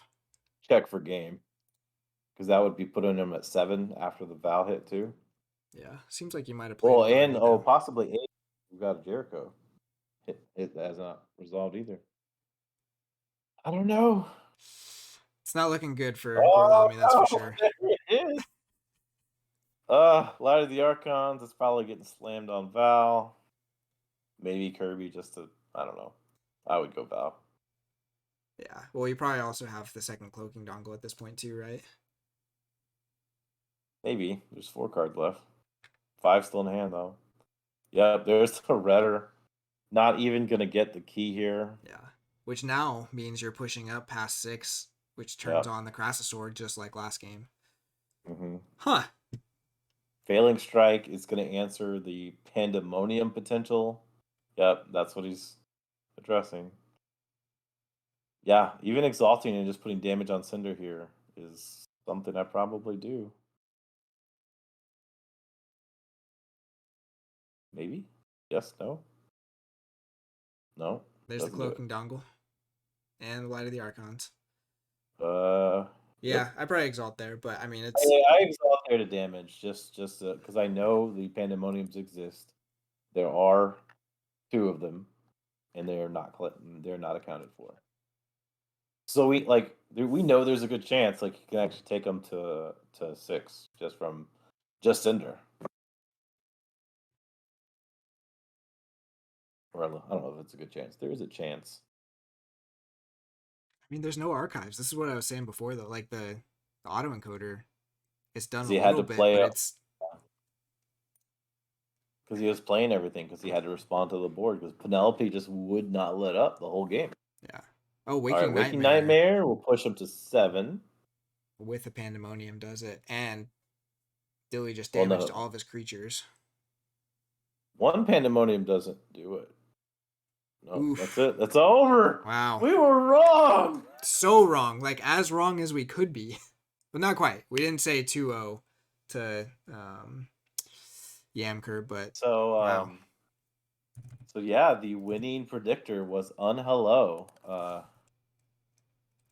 For yeah, like that was wild. Like and that's their deck Unhello too, right? believed. yeah, that's Unhello's deck. You picked your deck. Like I mean, Ugh. they should know better than us. Trying to get them to join up for the debrief. They were still chatting in the thing. We could see that. Yeah, and Dilly's saying missed the damage on Cinder because of the Pandemonium, but ended up not mattering. But definitely one of those plays could have done a little bit more there. Yeah. Gorlami saying they had bad draws, which I think we saw. Yeah. He Game 1 for sure. Yeah. Game 2, I don't know. That I felt like the initial draw he should have had the advantage, but it just didn't materialize in that way.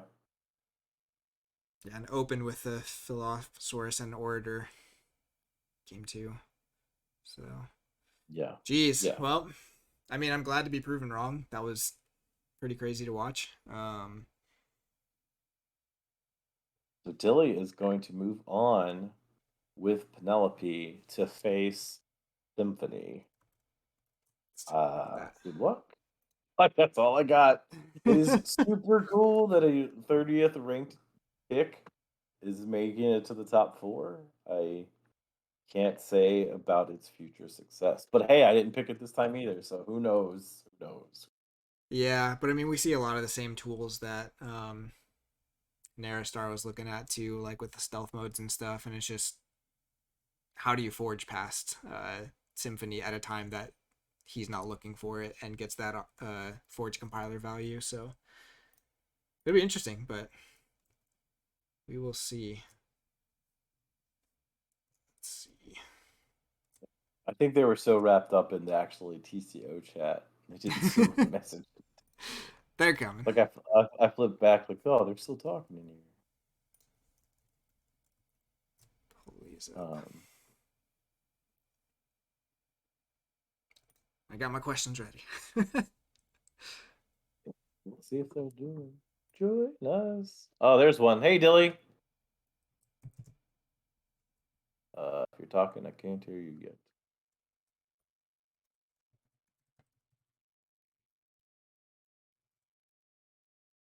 Dilly, you there?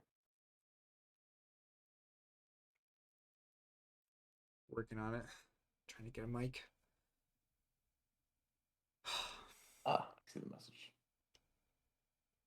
There's Grilami. See if we can hear him. Grilami? Maybe. You can tell these two, I guess, don't talk as often. I probably talk too much, though. It's okay. I think we need that for this because we're trying to. I mean, the games are awesome. Like they don't need us talking, but I'm gonna see if I can get a little bit of the chat box. Not quite sure how to do this. Let's do. There you go. Sorry, couldn't hear you guys. So when you say your screen name, do you Can say you hear me? Grilami or Grilami? Or Gorlami. neither of what I'm saying. I usually say Gorlami, but Testing. I mean, I've had many people come up to me and say Gorlami. Okay, I was just checking. I've always said Grilami, but it's just one of those things like there's a good chance it's just like nowhere close. You never Hey. know with screen names. Can you Hey, guys hear Dilly. me? You can hear me? Yeah, Hey. yeah, I can Okay, hear you. cool. You hear us? Can you hear us? Yeah, what's up, guys? How's it going? All right, Congrats on the win. Yep, congrats. Great games. Thanks. So let's start off with Grilami. Talk to us about your match here. that first game was rough. Like I felt I- it. Like I was Yeah. even talking like, all right, we're getting into turn 4, and we haven't seen our autoencoder or Dark Amber Vault. And on that turn, you were stealth moded, and you finally got to land autoencoder, and you had your money cards, you had sloppies, and Yeah, then you had to that was discard them. that really hurt. Like, It yeah, was opposition research, which was actually pretty crucial that turn. Yeah. And there's no way I was holding it, so I had to pitch it. Luckily, I had autoencoder in hand, but that was like perfect stealth mode turn because I only had one other house and I was not playing that turn. that's what we got to know. What were the other 2 cards? Because we were like, that's an amazing turn outside of stealth mode. Like, what were the other 2 cards you remember? Like, I think one of them was Red Alert, which I needed to keep. Yep. Yeah, because he had just and I built a big couldn't. board. Yeah, and I couldn't play it that turn, so yeah, it just seemed like I needed to get to the Dav and other key the Pandemoniums. Yeah. So I decided to go Logos there. Gotcha. Well, I mean, that makes sense because it had to be cards that you just could not afford to get rid of, or you just wait, like basically get control of the weak turn skipped and go for the Yeah, big money autoencoder turn. But yeah, man, because like that was definitely the turning point of that game. It was just like, okay, rough. yeah, and I think I might have actually been able to make it back if I hadn't got stealth mode in on that last turn. Oh yeah, for the win. Mm-hmm. Because I had Pandemonium in hand, and I was going to be able to go to 6 if I remember correctly. So Yeah. that stealth mode really hurt. Yeah, after you killed the Crassosaur, it was very close on the Amber right at the end there. But yeah, that stealth mode. Yeah, I was not a fan of seeing 13 Amber all of a sudden blow up on his side. Worried then at that point. I was like, yeah, like that game was actually super close, and your draw, like on Gorlami's side, like we talked about a couple times, like the draw was really slow, where it could have been lightning fast, and Yeah. then that stealth mode turn was just like, oof, like, yeah. Oh man, Ordinarily, I get to have Morpheus and the Scout Pete's so that I can just pitch whatever I don't want and handcraft really, really well. Pitching 2 cards with Scout Pete into the next turn is really good. no, that's really really cool. Yeah, I would. Especially with Dav being able to draw the ones you want. Exactly. So I'm able to pitch, find another mutant, play Kirby, play the mutant, find another mutant, play it off of Kirby again since Morpheus is still going, and then just draw through. But I never got to do that.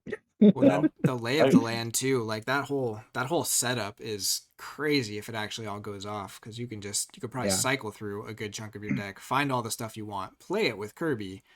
Yeah. Yeah. And we were really talking cool. about that there should have been a high chance to see that because autoencoder does that. Like that's Sloppy Labworks ×2 does that. Like it allows you to set up these crazy lines, and it just didn't happen. Like game 1, just everything was coming out in the wrong way. Yeah. And then game 2, I thought like you had tempo. Like, well, I thought you were having it, and then in the end, it swung back the other way. So, it was like, what was your view of game 2? I had tempo at the beginning of the game, but I was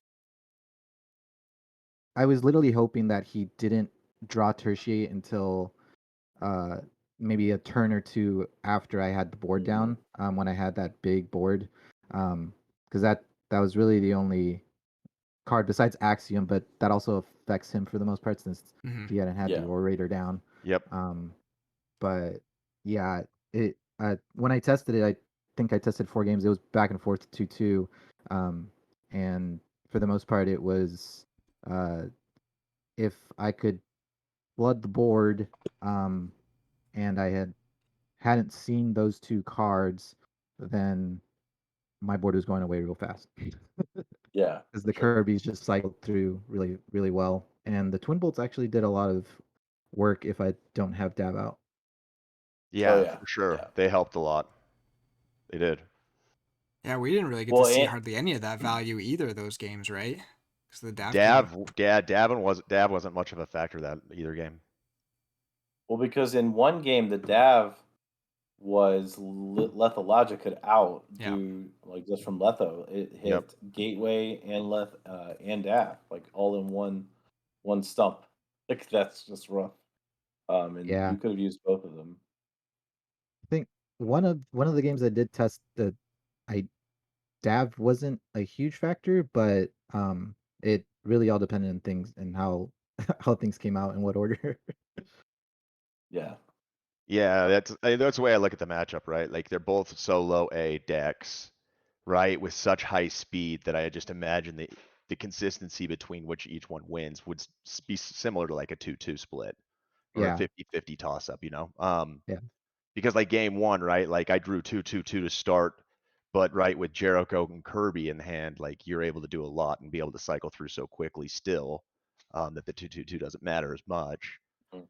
And then game two, starting with that EDAI at the start, right, with Philophosaurus and Orator in hand, right? Like you're able to try to really set up that Saurian turn because that's where the deck that shines. That's Yeah. where Penelope really excels is how it manages it through its Saurian. You really got to be able to protect Retor when you can, and you really got to be able to capitalize on Philophosaurus. When you can do those two things, like you're in a really good shot to win, because the deck just Yeah. goes so quick. We really thought we were about to see Philo order happen, but like you missed like the second Philo was in the bottom of the deck or something. Yep. And I was like, dang it, we almost saw it. I It's was so trying, cool when it dude. I was happened. trying. I was so trying. Believe me. I was really scared of that. I think I was really debating killing both of them with the Scout Pete's, but it literally I don't think would do anything for me, so I decided to go with the two diametric charges to kill one. Yeah. Well, and that's what we're talking about. It's like, well, like if he goes into Star Alliance, he could just kill them, and that might be worth it. But then I saw Logos, like, wait, does he have both diametric? And then that's what ended up happening. So that was actually pretty cool too. So Dilly, did you expect to win? Like, did you do testing here? Nope, no, I didn't do any testing.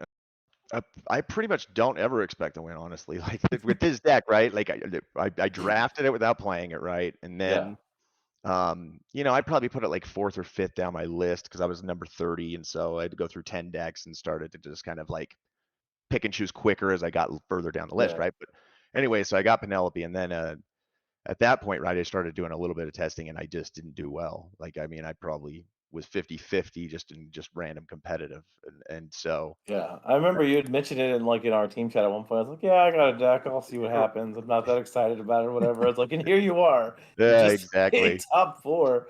And to be honest, like if you do end up watching this, I did not pick you to win this match. Yeah, no, yeah, for I sure. picked Gorlami to win in 3 because I Yeah. was like, okay, Penelope has this crazy like all of your efficiency, all of your speed is actually from hand. So the high roll is really high. Like there's just no because you can't stop any of this speed, whereas all like a lot of Yamker's efficiency comes from like autoencoder hitting at a certain time, Dav hitting at a certain time, subject Kirby's having the right cards or hitting Morpheus. Like there's a lot of contingency there. Whereas all Penelope is like, okay, I'm just going to be playing more cards all the time. Yep. No, for Um, sure. And right, and I can't do anything to his artifacts. I can't touch that. I can't touch nope, autoencoder. nope. Once You're they're just out, I'm screwed, yeah. And so, So I yeah. was expecting you to get a high roll win, and that'd be it, and be like, okay, and then the rest of the time, you just get dabbed or autoencoder to death, like, Yeah. and and that never really happened, like that. We almost saw that kind of thing happen in game 2. Game 1, his draw came out so bad, and your 2 stealth modes were just like, okay, I'm winning this game. Thank you, TCO. Like Yeah. it just happens. Yeah. Yeah, for sure. For sure. No, you gotta like with Penelope though too, right? Like you gotta just brace yourself because it comes out the gate usually pretty quick. Mhm. Right, where Yamk, right, I imagine takes, right, once it gets a little board established, it then it right, an auto encoder out, it then becomes a huge issue. But I felt like, right, I noticed the pip difference, right? I'm just looking at it now, 16, 12, 16 for Penelope. I felt like I noticed that, pretty early on, because I took quick jumps up and kind of just put the pedal on really quickly to start the match. Yeah. and right then it's just really being able to draw into those cards like Tertiate, and Axiom if need be, and then some combo pieces to be able to set up your combos, Which which fortunately hit. I noticed you were really free playing those wild wormholes, which is interesting to hear you talking about the combo pieces, and then you're just slinging those out there without any fear. And it seemed like it worked out totally fine, but Yeah. Yeah. Yeah, well, I mean, like in game 2, right? Like I already had half the combo set up with Orator and Philo. So Yeah. like, I mean, with whatever, if it's the other Philo and it dies, then that's what happens, right? Like if it's something else, it's just really with Penelope, the only thing I'm ever worried about is just Axiom, right? I don't want to get chained, and a lot of the times I don't want to affect my board. So anything else past that, I'll usually be okay with. I mean, I would hate to see like Red Thor 2 on the wrong time, yeah. because he's an integral part of the deck. Like he's probably the most important piece of the deck, honestly. All right. So through this whole event, did Wild Wormhole ever hit Crass? Yeah, it did. No, Wild Wormhole hit Crash. Z, you were spectating that game, right? I don't know if you Oh remember. We yeah. went back and forth, like literally on we're each 2 keys going back and forth, and it was just absolute mayhem. And for probably a good four or 5 turns each, and being able to maintain and keep each other off check, and I was able to Wild Wormhole into a Crash though to be able to stay alive. Like, But that was in a good way. I swear yes, to you. it was. If I played this deck one single time, it would just take Uh, once. Wild uh, Wormhole is going to hit Crash while I have 6 and they have 0. yeah. Like, there's just no way that doesn't happen to me. No, it's true. It's definitely gonna be a thing. Yeah, for sure. I still but- have, potentially up to, 2 other matches that it can happen. So, as long as those 2 cards are in the deck, it's always a possibility, which isn't that would great. be my life. But that's also But yeah. Keyforge, right? Like Yeah. that's part of the fun. It is. It's It like, is. let's roll dice, even though. So talk to me. Let's go back to Gorilla. So talk to me about the season. What was your experience like? How do you enjoy it as far as all that goes? I had a lot of fun. I felt like all the matchups were pretty cool. I think there was only one matchup during groups that I felt Yamker just had an inherent advantage over. But otherwise, I felt like games were close enough. And I think my game versus my game versus D House, I got absolutely steamrolled because his deck's real good. And my game versus Logan, which is Unhello, who owns Penelope, that was really close. I definitely didn't think I was gonna win that. And that was a really good game, Keyforge. Nice. But overall, it's been a lot of fun. I mean, I think I picked a deck that's a little susceptible to just burst. But I really enjoyed playing it just because it's fast and it floods the board and cycles through stuff. So Plus, it's got a sweet legacy, right? Something that usually you don't yeah, play with in an MM. the So Morpheus it's is pretty really sweet. fun. Yeah. Yeah. Well, I mean, I think it served you super well. This ended up being a 2-0, but I think the matchup was about as close as it gets because we talked about how on paper, when you're looking at these 2 decks, like Keyforge matches are never this equal. Yeah, Yeah. this That was is really never close. a thing. This was really close. And Yep. yeah, that's what we saw. Because even on paper, Yamker's got better creature control. Yet Penelope has more pips, and it's just very easily it could have been gone either way. I think this could have been anywhere from 0-2 to 3 games on either side.